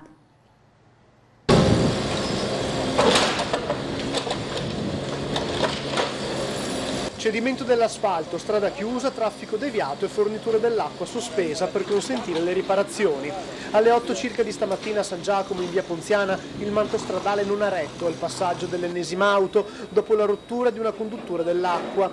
Lo sversamento idrico nel sottosuolo ha mangiato il terreno sottostante alla carreggiata in brevissimo tempo, tanto che al passaggio di un'auto con un uomo al volante l'asfalto non ha più retto e la macchina è sprofondata. A subire danni fortunatamente solo l'automobile, mentre il conducente è rimasto illeso. Sul posto sono arrivati i vigili del fuoco che hanno delimitato l'area e provveduto alla messa in sicurezza della strada. L'auto incidentata è stata rimossa e via Ponziana è stata chiusa nel tratto da via dell'Istria a via Mansanta.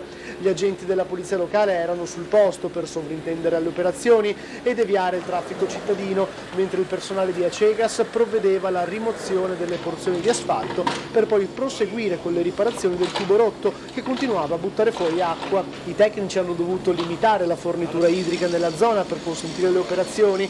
La sospensione delle utenze è scattata alle 10 su via dell'Istria, via Ponziana, via Orlandini, via Gramsci e nelle zone limitrofe. Ecco, questo succedeva ieri mattina, ricordiamo che ieri pomeriggio invece alle 17:30, come già ci hanno ricordato prima gli agenti della polizia locale, la situazione è stata ripristinata e anche per quanto riguarda le famiglie che erano rimaste senza acqua, una cinquantina in tutto. Ancora meno di un minuto per ricordarvi che questa sera c'è Ring con Ferdinando Avarino a partire dalle 21, gli ospiti saranno Sasha Colautti dell'USB, Maria Rosaria Capozzi del Movimento 5 Stelle, Simone Polesello della lista Fedriga, Igor Treleani di Fratelli d'Italia, Manuela Celotti del Partito Democratico e poi dalle 22:30 un'intervista all'assessore riconfermato alla sicurezza della Regione Friuli Venezia Giulia per Paolo Roberti, questi quindi gli ospiti di Ring questa sera. Per quanto riguarda Sveglia Trieste torna domani puntuale come sempre alle 7. Grazie a tutti per averci seguito e buona giornata.